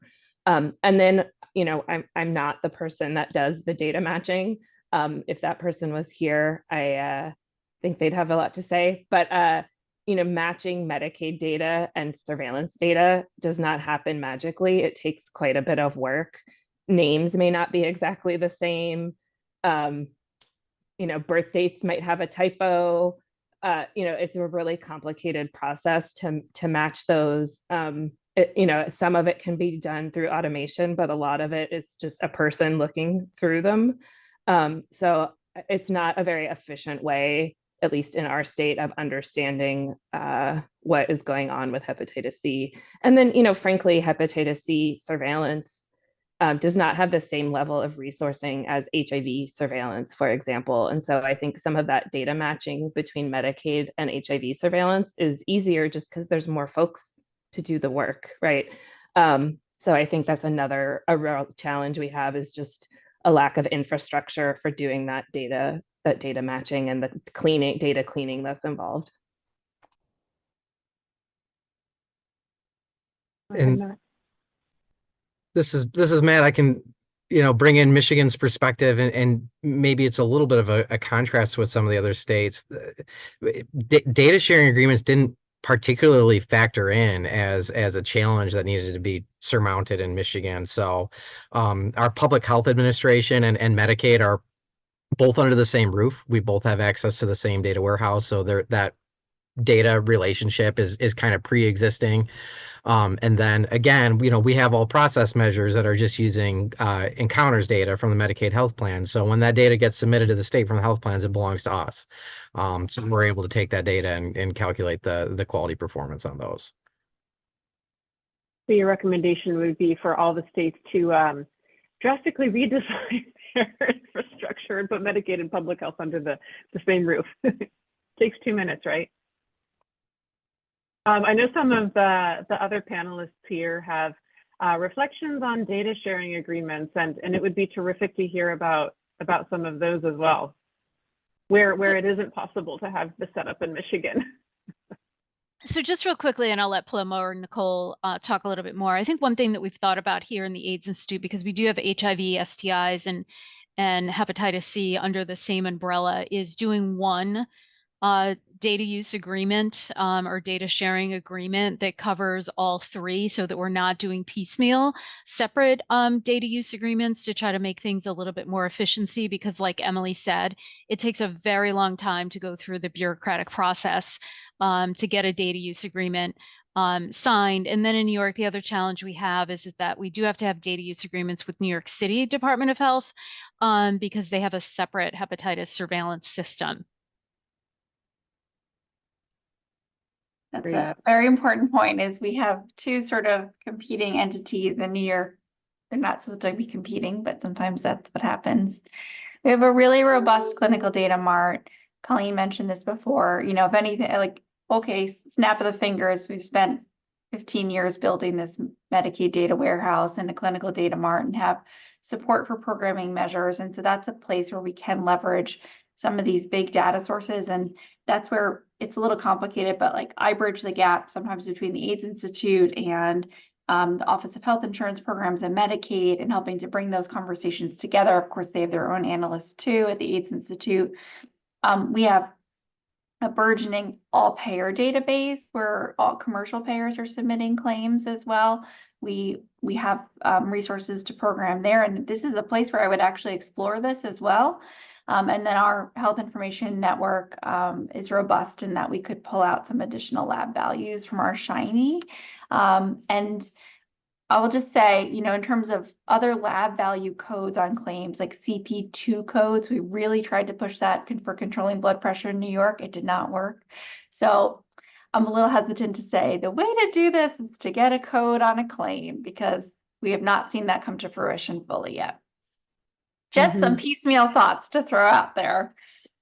Right. And you have another fairly unique leg up in that you are able to utilize your HIE for some of that clinical data. I'd love for us to come back to that as well. Yeah. Okay, anyone that we haven't heard from who really wants to make sure that you've imparted some of the practicalities and logistics about how to make these measures happen with those who are on the line today?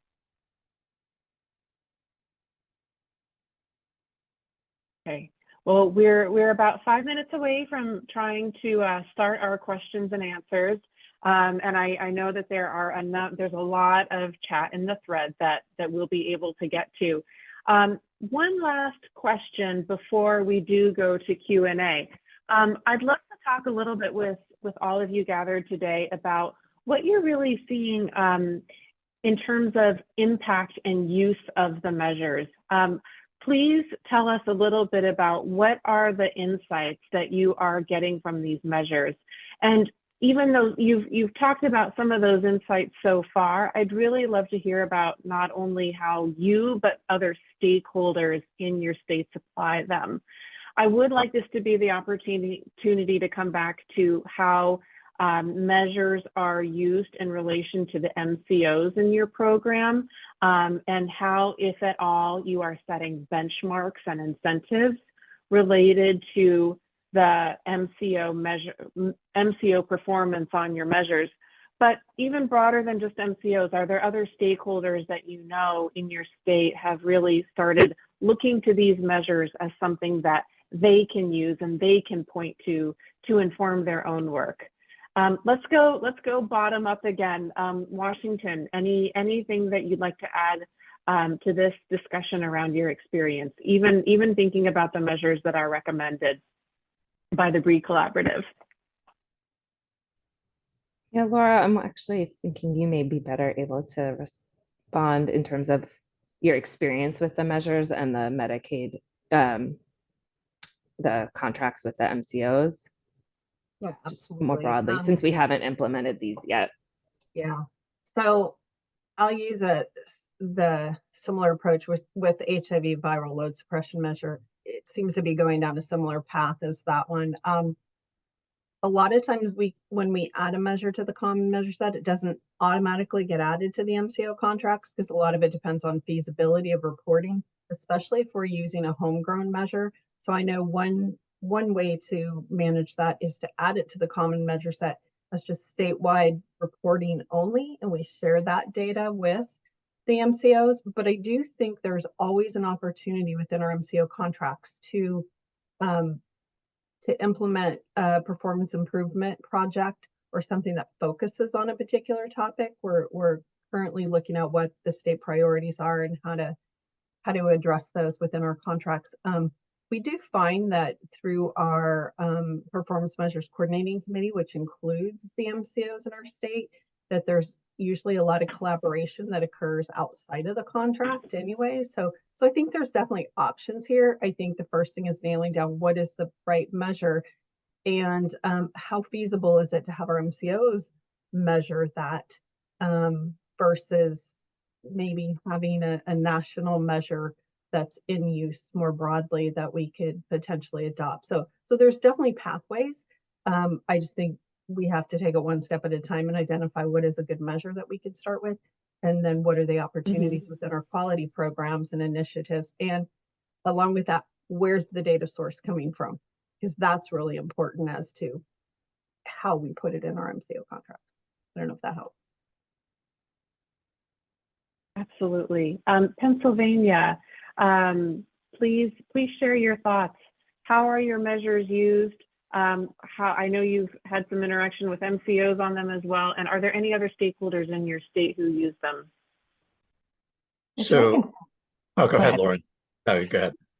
I'll pass it to you shortly, but I just wanted to say that I think the availability of data more recently has allowed us to really get the MCOs together, have discussions about where we're at, because we have hard data to look at, which has been critical. And then we've also had the University of Pittsburgh partners share those data with our Hep-Free PA Coalition. And those coalition partners have been really happy to see some of those data as well. And then more recently, we've brought the MCOs and our Hep-Free PA leadership together to talk about actionable next steps, which has been really great. And again, to have those benchmarks available to us has been so critical. Go ahead, Dr. Kelly, sorry. I was just going to say feasibility, but then things need to be actionable. And as Lauren described, we have our MCOs and our provider stakeholders and CBOs, community-based organization stakeholders, really, I think, aligned. And again, I think if you just focus on SVR 12, and I don't want to downplay that, you're missing the big picture. So, you know, in our data, we were looking at, I think, 13 or 14,000 folks that screened positive. in a given calendar year, but you know, only 4,000 or so were getting treated. So if you're just looking at SVR, you're missing that cascade picture, and the fact that our screening rates are very low. So if you just take that narrow approach, that's why we wanted to get this broader approach so that our stakeholders, our MCOs, and the providers could look at this. So we've had a lot of discussion about how can we do education. We also, by county, we identified how many providers were actually prescribing. And we found that I think close to a third of them were mid-level. So it's like our message was, if mid-level providers are prescribing, why can't physicians more widely prescribe? So we did, you know, really kind of a county by county analysis. So you have to look at the measures, but what actions are you going to take with those measures? Because that's really what drives quality improvement. And that's where I think it's really important in working with our MCOs and our stakeholders. Now, I did mention we had incentives, an incentive with our MCOs to get that SVR12 to look for cure. I think that has worked. Prior to that, we actually put them at downside risk for 20% of the cost of the drug. So first we started with kind of a downside penalty, but then we added an incentive. Our recent discussion with our stakeholders, it was interested. I don't think there was a huge amount of enthusiasm for provider or patient incentives, but it's certainly something that I think we want to pursue and look at that a little bit more. And then one final comment that was really interesting from one of our, I consider her one of our treating provider experts and really champion statewide. She's like, I don't really care about SVR12 at this point. I want to get people treated, and Medicaid got rid of their prior auth. I'm happy about that. Let's get people treated, get them through typically, you know, 2 months of treatment. And I'm going to bet that 90-some% of the time they're getting the cure. So it's just really important to have that multi-stakeholder feedback. Mm-hmm. Thanks for those comments. Let's hear from the other states: Louisiana, Michigan, New York. Anything you'd want us to know about your approach to using measures in conversations and in contracts with your MCOs? And are there any other stakeholders out there using your measures? Yeah, this is Herbert from Louisiana. For us in Louisiana, we created an MCO quality dashboard that displays our measures, including hepatitis C screening measure. We also put some language in the Medicaid quality strategy. That language is also available to the public as well. And one of the other things I wanted to mention that Pennsylvania mentioned, I think in my experience, some of the incentive measures happen to perform better than monitored measures. The HIV viral load suppression, we currently have 11 incentive measures in our measure set. HIV is one of them, HIV viral load suppression. But if the hepatitis C screening was to be added under the incentive measures, I think the rates will be in the roof because most of the MCOs tend to drive when it's driven by money. I don't know why. The other thing as well, in 2022, we implemented a performance improvement project on improving chronic hepatitis C pharmaceutical treatment initiative.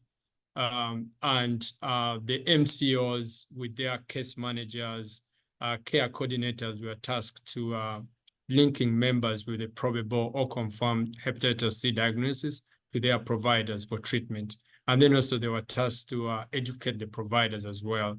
And they did all kind of cool stuff as well there. So yeah, that's, I don't know if Debbie and Lisa have anything to add. Yeah. One quick follow-up question. You mentioned the Medicaid MCO quality dashboard. Is that publicly available? Yeah, I'll put it in the chat. But just to note, we currently have measurement year 2021 data. I'm currently working on measurement year 2022. It's under validation, but we have the data. For the hepatitis C, I think we have only one. I think we have only 1 year, which is measurement year 2021. But we already have data for measurement year 2022. And the rate for 2022 data, it's a little up by maybe 2 points. So the MCOs are making improvement there. Yeah. Mm-hmm. Great, thank you. And it would be terrific to get a glimpse of that. And I welcome others, either on our panel or in other states, who have any sort of public-facing mechanisms of sharing your measures, to put those in the chat and share your examples with us. Let's go to Michigan. I know that you also have engagement with your MCOs around these measures. We'd love to hear more about it. Yeah, I was going to say our Medicaid health plans have done both provider and member education and outreach. So for providers, I know they've done in-service days just to kind of go over some of the changes to the removal of restrictions and I guess just the best way to go about treating Medicaid beneficiaries for hepatitis C. There's like newsletters that they've where they've provided some information to providers in those among those particular Medicaid health plans. And then from like a member outreach and education perspective, I think anybody that has an active hepatitis C diagnosis and no record of treatment, I think there was some care management outreach that was going on there. And so just having some of those, using some of that claims data as a result of, these new hepatitis C specific quality measures, I think it spurred a lot of changes in how they provide education both to providers within the Medicaid health plan and the members of the Medicaid health plan. Mm-hmm. That's great. That's great. Any other comments from the panel before we open up to a question and answer with the audience? I'll just say that 80% of our Medicaid members are in a value-based payment contract. And then we have a corresponding quality incentive with similar measures. And just to note that this would be broadly interesting to include this as a contracted measure. And there's a pathway to do that. And that's one way we really move the needle. Mm-hmm. We have the ability to say you have to pick from these categories for the measure. So that gets us a lot of action with the MCOs. Well, thank you. We have covered a lot of ground. At this time, what I would like to do is take a little over 10 minutes to do our Q&A. We have in our agenda taking a break from 2:30 Eastern to 2:40 Eastern. So I'm going to commit with that so that we get the full 10 minutes after a short break for our first break. But what I would like to say is that when we come back, we are going to have another discussion with you, our panelists, that really takes shape around what you would recommend based on the experience that you've talked about here today. So with that in mind, I'm going to enter us into our Q&A session. Again, we'll take about 10 minutes here before we break.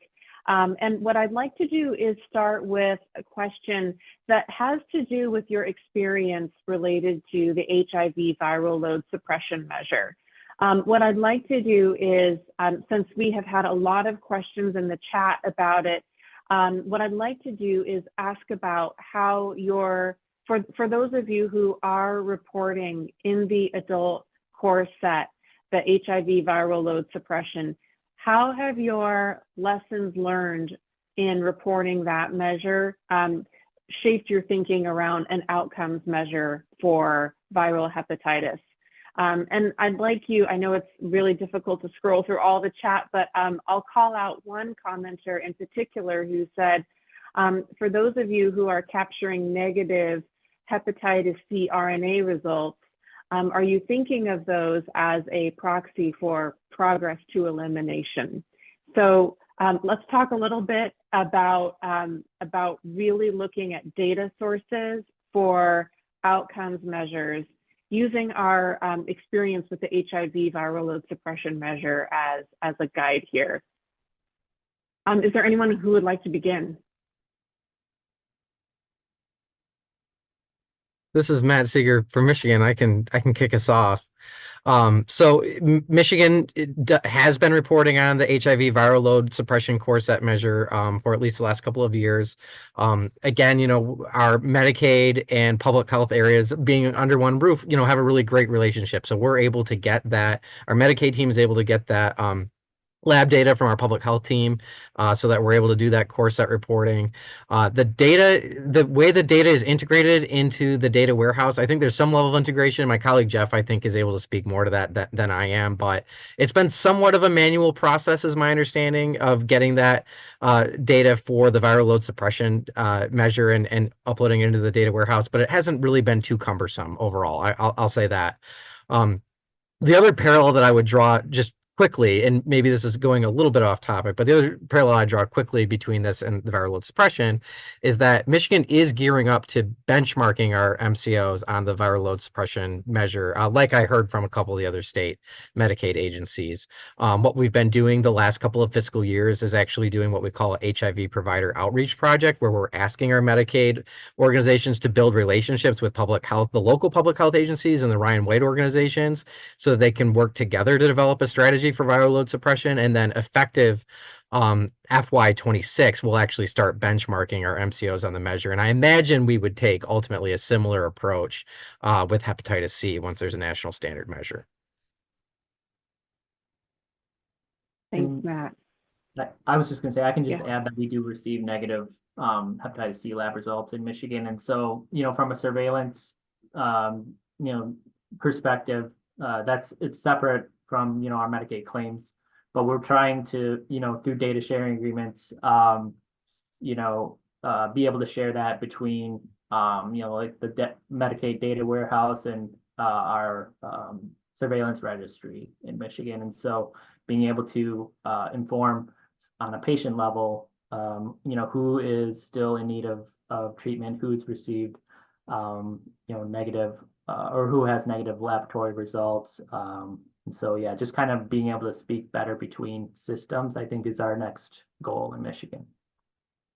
Yeah, We also collect negative hepatitis C RNA test results in New York State and do use them to track elimination. And we will soon be collecting negative antibody test results as well to look at testing rates and any sort of disparities around testing rates. But it's somewhat helpful to look at, to have the negative RNA test results, to use them as a proxy for someone who has either cleared infection on their own or who has been treated and cured. We'd like to validate that using Medicaid data, where we can look at claims data to determine whether or not these individuals have truly been treated.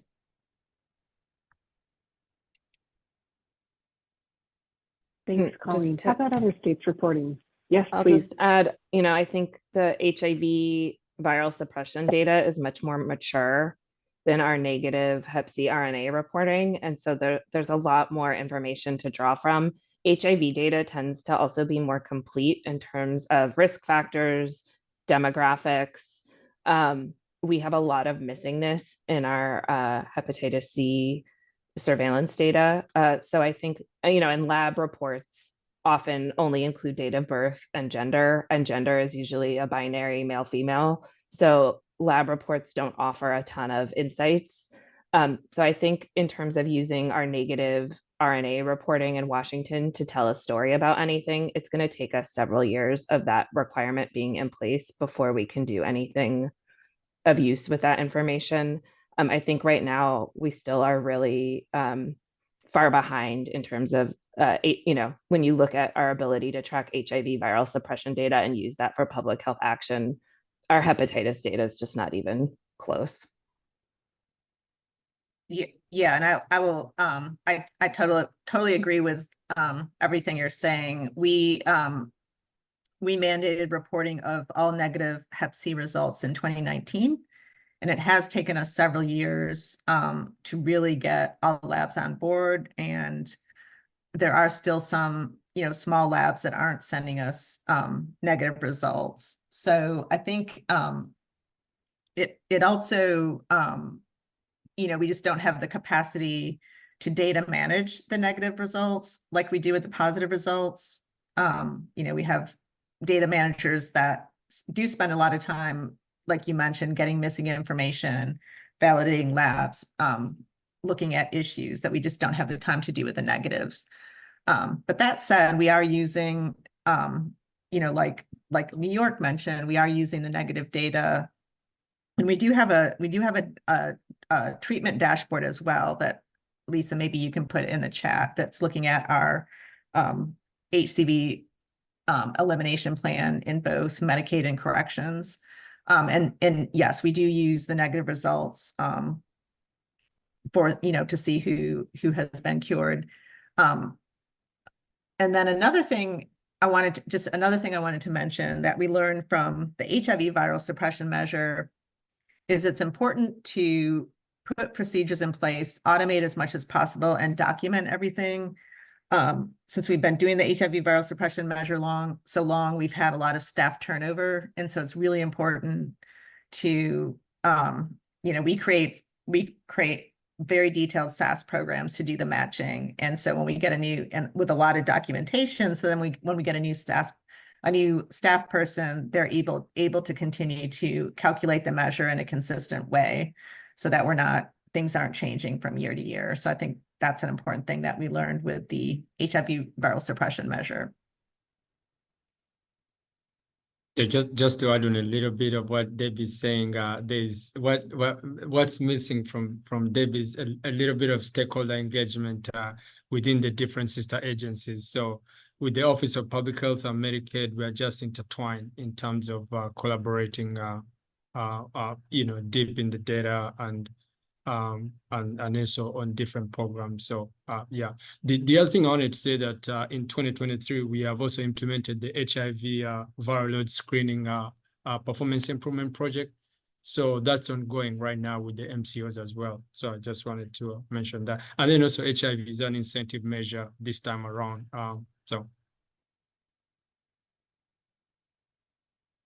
That's fantastic. Any other states who would like to speak about their experience? I know that we'll be coming back to this in panel number 2, but before we break, there's one question in the chat I'd like to ask, but before I go there, any other states on the HIV viral suppression measure?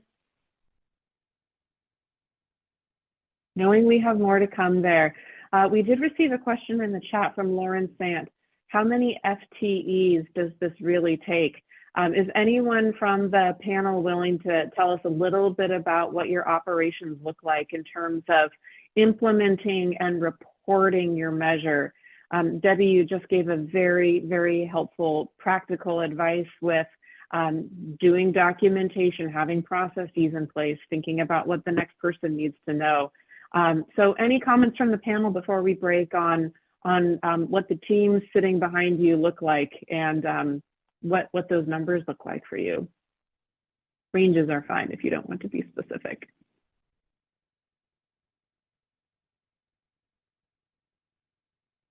In Michigan Medicaid, and I'm not sure if we're still talking about HIV viral load suppression or our custom Hep C measures, but it's really, in either case, it's one analyst. So we have one analyst in Michigan Medicaid who's responsible for doing the adult core set reporting.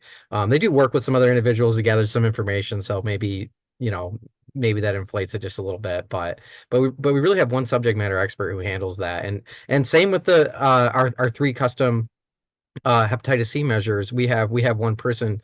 It's fairly automated because it's the claims data and the report largely generates itself, but we have one person who's responsible for making sure that report comes together the way it should, passing on the performance rates to the health plans. In Pennsylvania, we again, we use our Medicaid Research Center, so we're not using state FTEs. There's a intergovernmental relationship with the University of Pittsburgh. So we rely on their expertise to run the data. So we have the ability, and like I said, we reran multiple years of data across multiple measures. So that we found that to be very, very efficient. It's not validated by, let's say, the EQRO, but it's actionable data. So So we don't have a lot of FTEs working on this. The other thing that we did around HIV, and I think we're still kind of internally deliberating this on Hep C, is that for HIV, we actually wrote an HIV dashboard, and we make our MCOs report that to us annually. So they run their data. We've given them the specs over the years. They run their data, and then we collate that. And again, we don't go through a big validation process, but again, we don't have FTEs that do that. And then we just rely on each MCO because they are closer to their claims and their claims data. So it's a way to do things without having a big budget.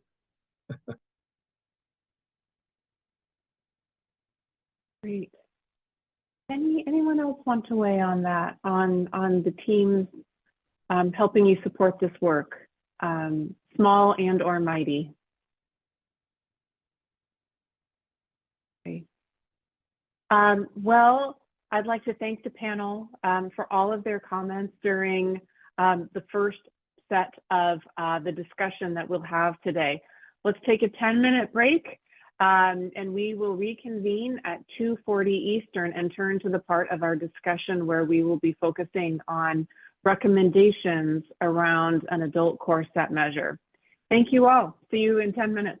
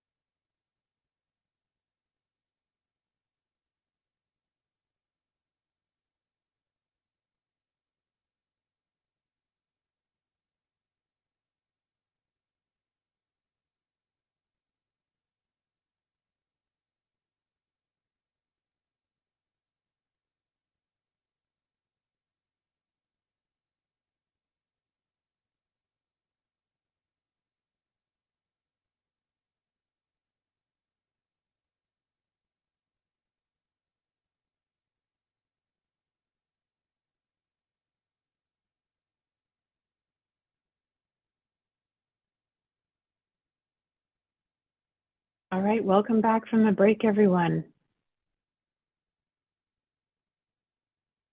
We are entering our last segment of our agenda today, and this is the segment that we're all really looking forward to, because this is when we're going to take all of the information that we've heard and start to get down to recommendations. I'll invite our panel to start turning on their camera, but let me go over a little bit of housekeeping for how we'll do this session first. We're going to do about 20 minutes of discussion with our panel and really start to have them start to think about and articulate the recommendations that they would have around an adult core set measure. And then what we would like to do is ask the audience that's here today to come off mute and to ask questions directly to the panelists. What we want to be able to do in this session is prepare all of you on the line to conduct a measure ranking experience. If you'll recall, in the presentation that Edna Boone gave in the first segment of the meeting, she displayed a set of measures. Now, those measures were hypothetical, and I believe they're just a few slides down. If you don't mind flipping to them, Zoom moderator. Thank you. One more down, perfect. So we will be looking at this set of measures and asking you, our audience gathered here today, to help us rank them and think about which measure you would propose for supporting in the adult core set. So the message to our audience is, use this time to start thinking about, what do you need to know from our panelists here today? What about their experience and what in their recommendations would lead you to support one of these measures? We'll make sure that this table is downloaded in the chat function for anyone who wants to be looking at it off to the side. And what I would like to do now is go ahead and turn back to our panelists. We'll start looking at your videos again. Thank you for coming back and joining us. And let's just take about 15, 20 minutes together to start setting up our recommendations.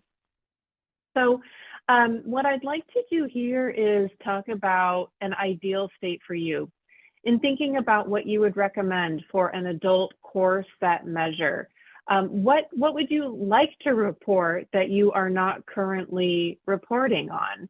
And as you think about an adult core set measure, is there anything that you have heard from the other states in our panel here today that you think would not be feasible in your state? And if so, why? Let me open that up to the floor for anyone who would like to begin.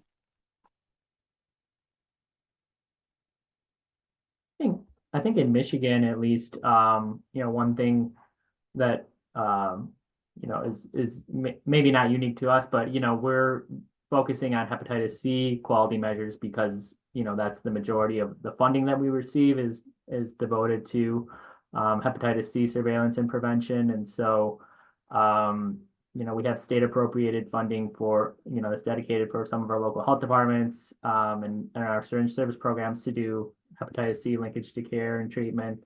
We have the agreement in place to have a preferred DAA for our Medicaid beneficiaries. We have all these different reasons, I guess, for focusing on Hep C, but it totally makes sense to add Hep B screening, based off of those recommendations from CDC, and to add that along with any hepatitis C quality measure that we're currently doing. You previewed the question that I wanted to ask as a follow-up to this.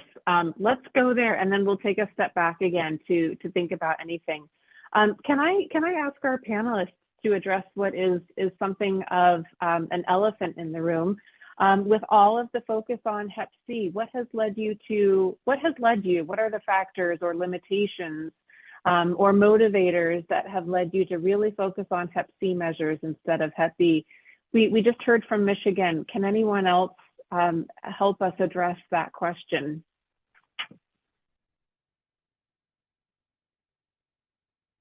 I think from Pennsylvania's standpoint, we are looking at both Hep B and C. Hep C is probably more of a focus because from a budgetary standpoint, um, the treatment costs us quite a bit. So we want to make sure that folks get through treatment and get to cure. But we have been actually measuring both Hep B and Hep C. Now with Hep B, we're only doing the screening part, and who's out of that who's tested positive as best we can tell from claims data. But we're very focused in our opioid use disorder center of excellence program. Hep B, C, and HIV are all quality measures for screening. So I know I've talked mostly about Hep C, but we're not just focused on that. But it is from a quality of care standpoint, and having been part of the adult core set since it started, as far as making recommendations. I mean, really, you need a measure that is going to be feasible and actionable. So you can't ask for too much, I don't think, or do too many things. So to say that, well, let's do Hep B and C, and let's do screening, treatment, and SVR12 for at least for Hep C and screening and perhaps treatment for Hep B. I would just say that's too much to take on all at once. And I think that the advisory panel would worry, especially if there's not a lot of state experience in being able to make this feasible. And then what's actionable? I mean, from a Hep B standpoint, I mean, we have a very effective vaccine that has been around for a very long time. And but so I don't think we should be just focusing on Hep C, but I think we probably need to, just from a practical standpoint, is focus on one or the other. I think to say, well, let's do both Hep B and C, and let's do screening and treatment. I think that's probably asking too much. I would advocate really for a kind of a bundled cascade of treatment. Screen, who screen positive, and then treatment. And the difficult thing would be to get to the SVR12 for us anyway. And the HIV viral load is it's one of the few that we as a state have not been able to report for multiple reasons. Mm-hmm. Thank you, David, for those comments. A lot to come back to. Yes, I think was that Laura? No, it was Colleen. So I mean, I Thanks, echo Colleen. a lot of what David said, especially the bundling. I do wish we could capture treatment initiation because I do think that's actionable, and super important. And as we start to build out protocols for data to care, we've done a lot of work in New York with managed care plans and feeding data back to them on individuals who appear to be out of care or unsuppressed. We'd like to do something very similar for Hep C, and we should because it's curable. And I don't think there's any better motivator than that.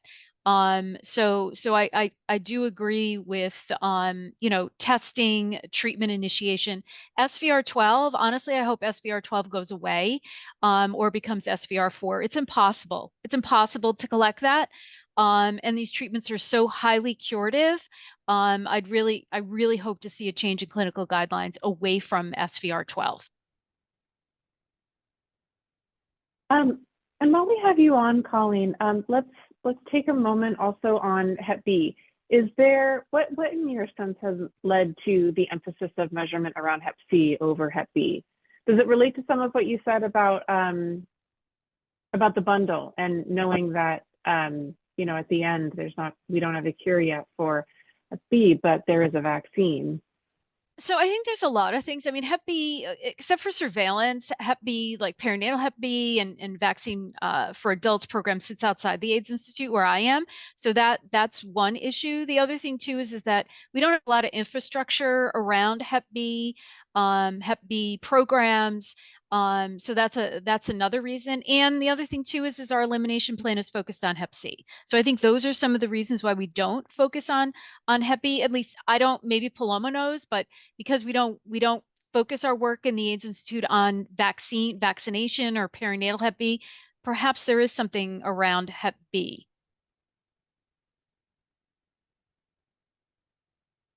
Thanks. I don't think there is. Just one other quick thing. I think it would be great to see a performance measure on anyone who has opioid use disorder diagnosis and Hep C screening. Again, that is the population most impacted by Hep C, as everyone on this call knows today. So something along those lines, and we need to do more to motivate our addiction specialists, behavioral health programs to do Hep C testing.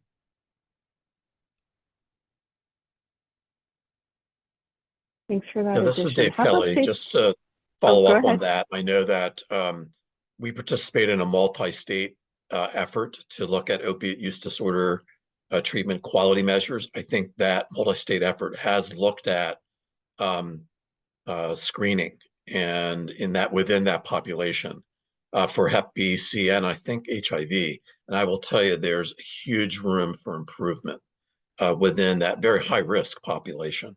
So again, I think from a core set standpoint, I think we're always looking for how can we more broadly put measures in place that affect a large population. So the last time we ran data, we had over 160,000 people got screened, 12,000 or 13,000 tested positive, but only 4,000 got treated. So I would really advocate for a measure that gives you that cascade snapshot and not necessarily just the outcome, because I think you're missing the boat. I agree with David on that. Being our state representative for the CMS core measure set reporting. I do think, though, on little conservative side, you do have to start somewhere. And if states aren't even screening, that would be a good place to start with the intention of moving towards outcomes, of understanding what was the result of that testing. As a state, it's our goal to really start moving towards those more outcomes-based measures, but this is not something we are currently tracking per se on our measure set. So as much as I hate to say it, I think we have to start somewhere. I'm going to come back in a moment and ask a focused question around recommendations. But before we do that, just to close the loop on Hep B versus Hep C. So we heard from New York, we heard from Pennsylvania. Are there any other states on the line who would like to weigh in on their thoughts and reflections on the emphasis on Hep C funding? And in particular, any arguments that you would want to make around Hep B measure? What Colleen mentioned, I think, is very true for Washington in terms of why we focused on hepatitis C. Also, our initiative around elimination came from a directive from our governor, which was specific to hepatitis C. I think a measure that looked at Hep B and Hep C screening could make a lot of sense. In our state, viral hepatitis has been pretty siloed. So Hep B lives in a different place than Hep C in our public health bureaucracy. That may be changing, and I think that will offer a lot of efficiency and will help bolster the work generally. But that's sort of traditionally been the case, as well as the perinatal Hep B program, which lives in a third section. So I think bringing those together can give us a little more coherence around our response. But I think when we're trying to do a lot with very little, we had to prioritize, and there is so little infrastructure for viral hepatitis in public health. We've tried to focus the limited resources we have on where the burden is greatest, and that really is in Washington. Hepatitis C has a much higher burden than hepatitis B as far as we can tell. And our data is not great, but it's pretty good. And so from what we can gather, that the greatest burden of viral hepatitis in our state is hepatitis C. So, as my father likes to say, when everything's a priority, nothing is a priority. We've had to make some prioritization, but I do think looking at a joint measure around screening for B and C could make a lot of sense and doesn't feel, at least from my perspective, like it would be that hard to do. Yeah, that's great. Okay, thanks. So thank you for adding that. Is there anything that anyone from Louisiana anything that anyone from Michigan would like to add to the conversation around Hep B and versus Hep C before we move on to other recommendations that you'd offer? And Nicole, this is Hubbard from Louisiana. Yeah, I was going to say that I think it's also imperative to understand the landscape of the state. In Louisiana for hepatitis C, I think by then there was an influx in the correctional department of hepatitis C. And then also there was a high risk of acquiring Hep C through injection drug use. The numbers were high in Louisiana. And then, of course, also based on the literature by then, there were high rates of liver cancers driven by hepatitis B and also C. But then the state, like one of the panelists was sharing, in terms of prioritizing, they decided to go with hepatitis C. But I think there is need to also, I think there is room to also include hepatitis B moving forward. There has also been push around, like I shared previously, we had a performance improvement project on hepatitis C pharmaceutical treatment initiation that we did in 2022. The other thing I wanted to mention also, I think David mentioned it, I think bundling would be a good idea as well. I think I like that as well. But sometimes I think some of the challenges we face, are just kind of leadership. If leadership, like Debbie was saying, in Louisiana, we had a lot of buy-in from leadership. Our chief medical officer was interested in hepatitis C. That kind of helped drive that move, and also the secretary, Dr. Rebecca Gear as well. Okay, Michigan, anything to add to Hep B versus Hep C? And if not, that's fine. We'll keep moving on. Okay. No, I mean, I just will echo what everybody else has said about, including the Hep B screening, I think makes sense. From talking with Matt and over the course of the last few years, we have the process in place for developing these Hep C quality measures. And from what Matt said, it was pretty easy for his section to get that implemented and evaluated. And so I think, if we do decide on, including some more, I don't anticipate that being too much of a heavy lift for our program, at least. So we will come back to the topic of Hep B one more time when we look at the list of measures, because when we ask the group assembled here today to help us think through the value and feasibility of some of the proposed measures for discussion here today, we will be looking at a Hep B screening measure. So let me give a cue to the audience to know that we're going to be asking for your opinion and to hear your voice too in this conversation. I have two last warm-up questions for our panel before we're going to ask them to give their hard recommendation if they only had to choose one measure. Let's take two topics before that. So we've heard a lot about the available data set.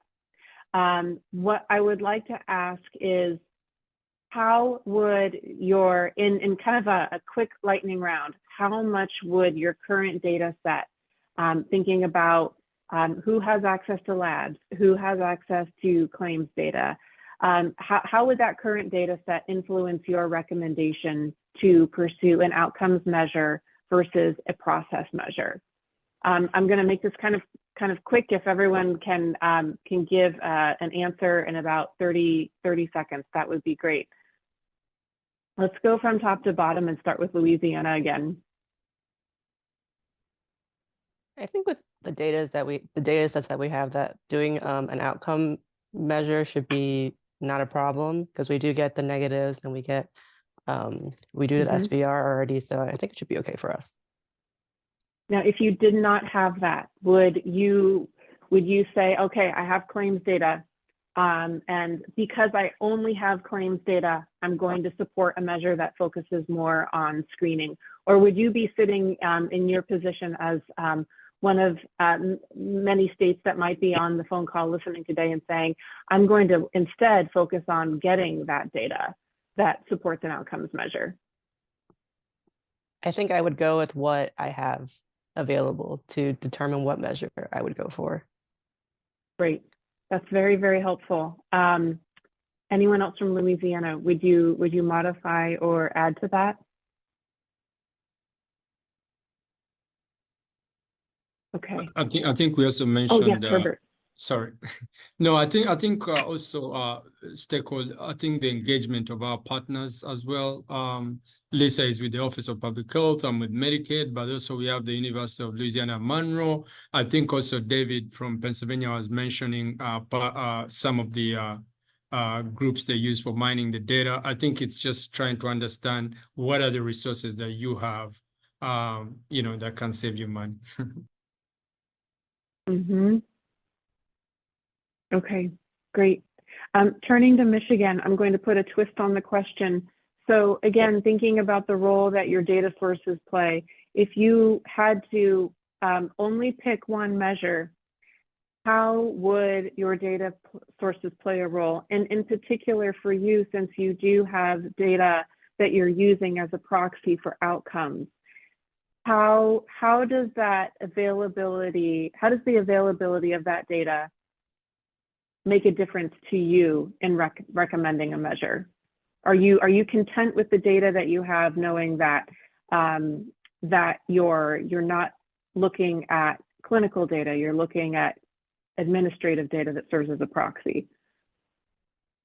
Yeah, no, I think, we're in a similar situation to Louisiana in that we get those negative lab results and eventually we've started this process through data sharing agreements, but we'd like to get, our laboratory data to send that to, Medicaid data warehouse, have them speak to each other to supplement the different activities that are going on, because there's care management occurring, with using the data warehouse Medicaid claims data. There's case investigation that's happening at the surveillance level with some of our DIS, local health departments doing patient navigation. So, getting those to supplement each other and knowing that there's limitations to that data, I think that's where our vision is in Michigan, and just trying to develop and improve upon, some of the work and quality measures that we already have in place, and just kind of continue to share that data across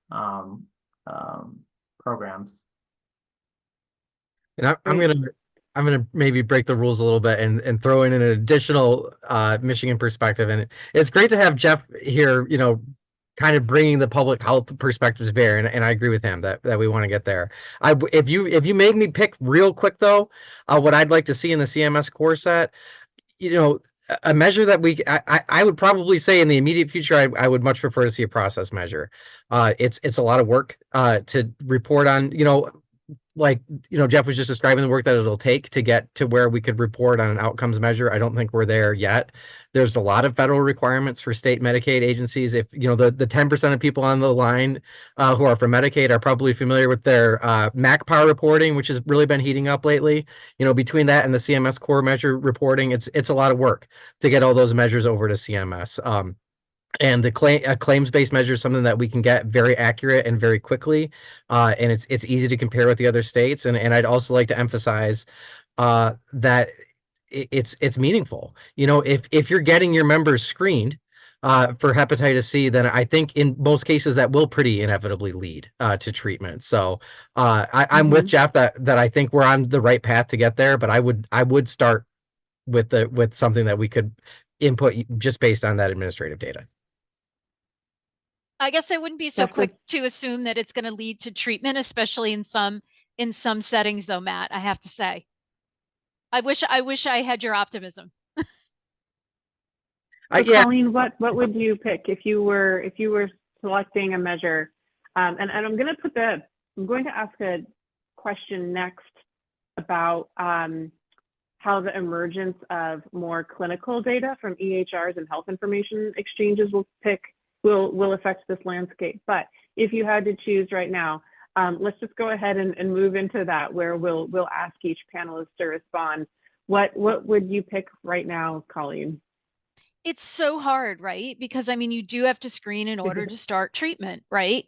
And so, but you know, when we look at data for elimination, we're only at 50% of people who are diagnosed with Hep C in New York State, and that includes New York City, that have either been have cleared infection through treatment or spontaneously cleared. So we have a ton of work to do over the next 6 years around elimination. So I'm kind of feeling like treatment initiation, but it's a really tough call, Nicole, for sure. It is. It is. How about others from New York before we move to another state?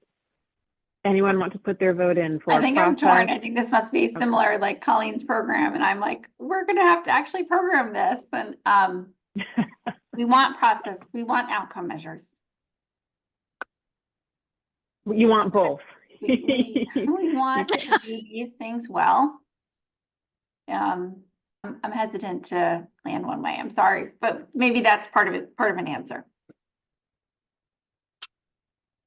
That is fair. Colleen, you spoke. I think I don't see our third New York panelist, Nicole, on the line, but Nicole, feel free to add your voice if you'd like. Let's go back up to Michigan. So Jeff, we had Matt on the record saying that he would endorse a process measure. If you were choosing, would you put your weight behind process or outcomes?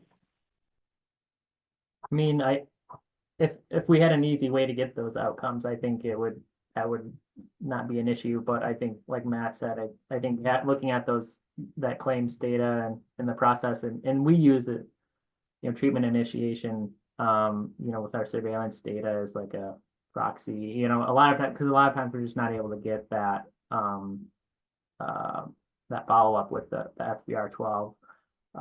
So there are limitations. I guess I would go, yeah, lean process. If I had to, I'd like to have an outcome if that were possible, but I think just with the limitations with our system here, maybe I would go with that.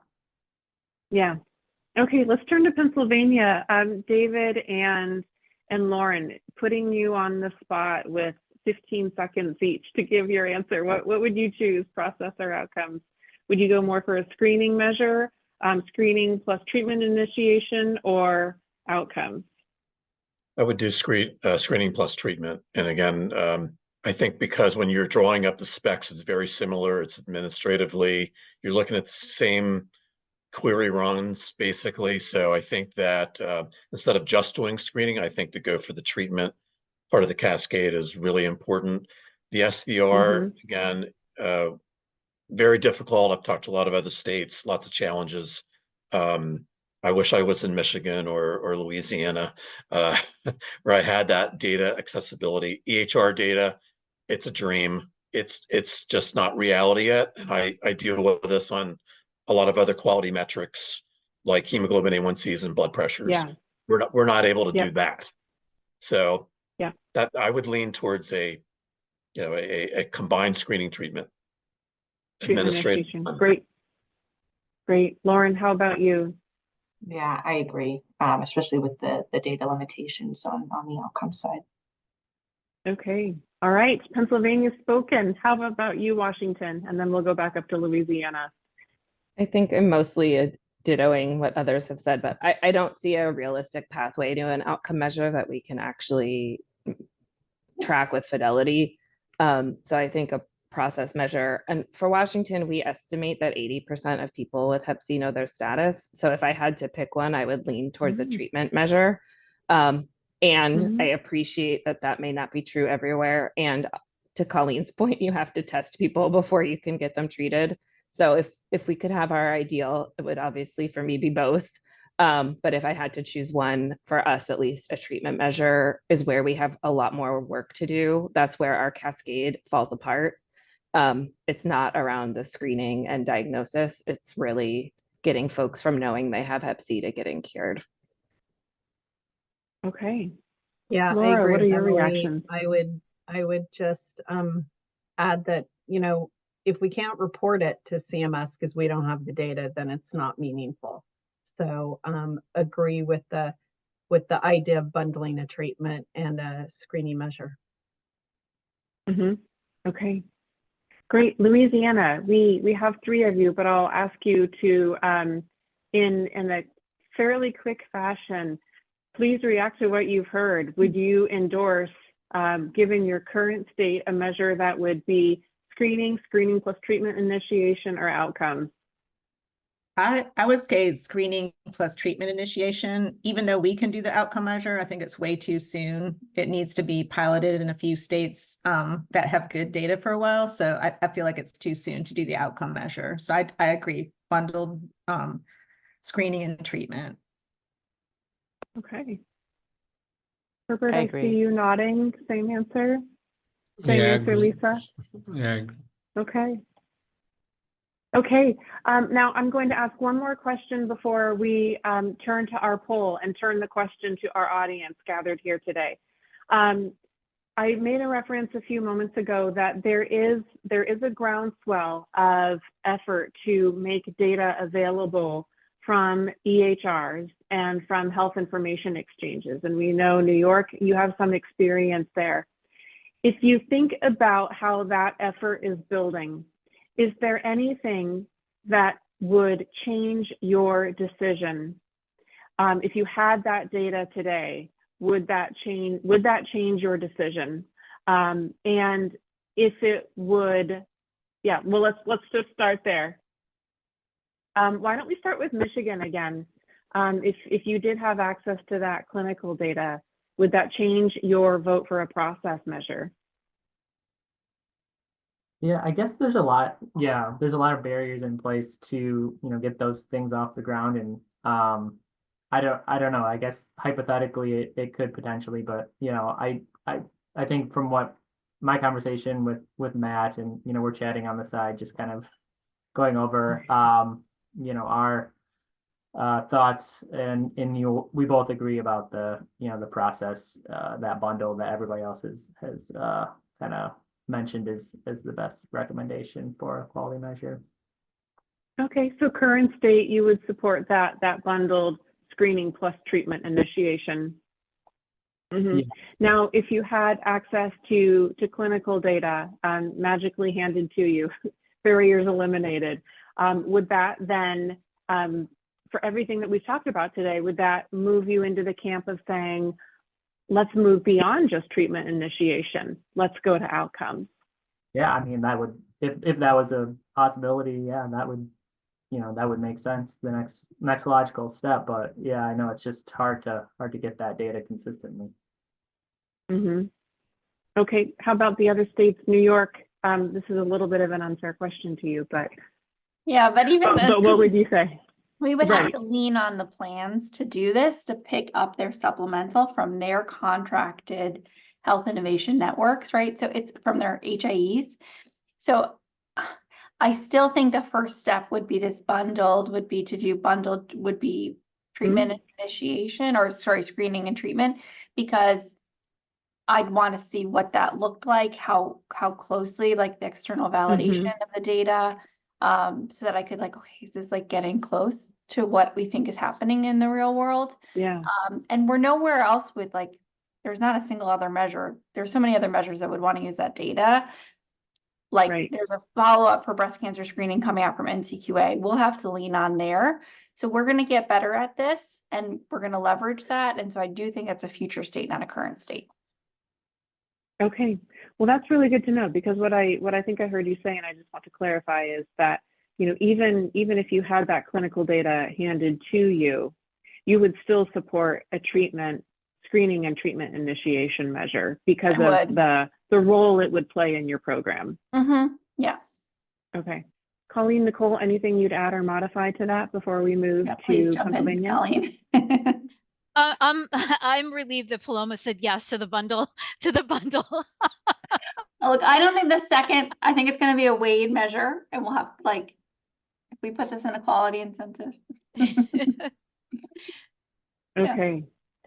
David and Laura, turning to Pennsylvania. So if you had clinical data, would there still be value to a screening and treatment initiation measure in your state? Or would you put outcomes first? I would say I would still want to see, I'd still want to see the other data. So as I said before, I got 12,000 people that screened positive. Last year, I only treated 4,000. If I'm just concentrating on the SVR12s for those 4,000, I'm looking at the trees. I'm not looking at the forest. From a population health standpoint and a Medicaid standpoint, it doesn't make sense to just look at the SVR 12. So even if I had it, I'd love to have it, and we actually do get it because we make our MCOs get it. So I have it, but I think it's more important to look more broadly. And sorry, just to clarify the question, is this an or? Because I'd love it to be an and, I guess. But well, everyone will have a chance to rank order their questions, but for those states who may be listening and find themselves in a similar position to Pennsylvania, what we're looking for is drawing out, even if you have the clinical data, would you be interested in, is there still value to a screening and treatment initiation measure to the effect that you would prioritize that measure in your state over an outcomes measure? So the only other thing I guess I'd add is that I think I'd still maybe prioritize the process measure, because in our state currently, we really don't have any other way to look at that process measure. Maybe as some other states are further advanced in their care cascade development with their lab-based data, but it's been a slow go for us in Pennsylvania, and I know in many other states. So without the claims data, we really haven't been able to look at that. And when you say process measure, are you talking about the standalone screening measure or the screening plus treatment initiation measure that starts to veer into proxy for outcomes? The latter. Okay, great. Any other states clarifying? Would any other states who've spoken want to clarify that? Anyone specifically who's put the endorsement on a screening and treatment initiation measure? Do you want to clarify any of the comments that you made specifically based on a standalone screening measure versus treatment plus initiation, screening plus treatment initiation?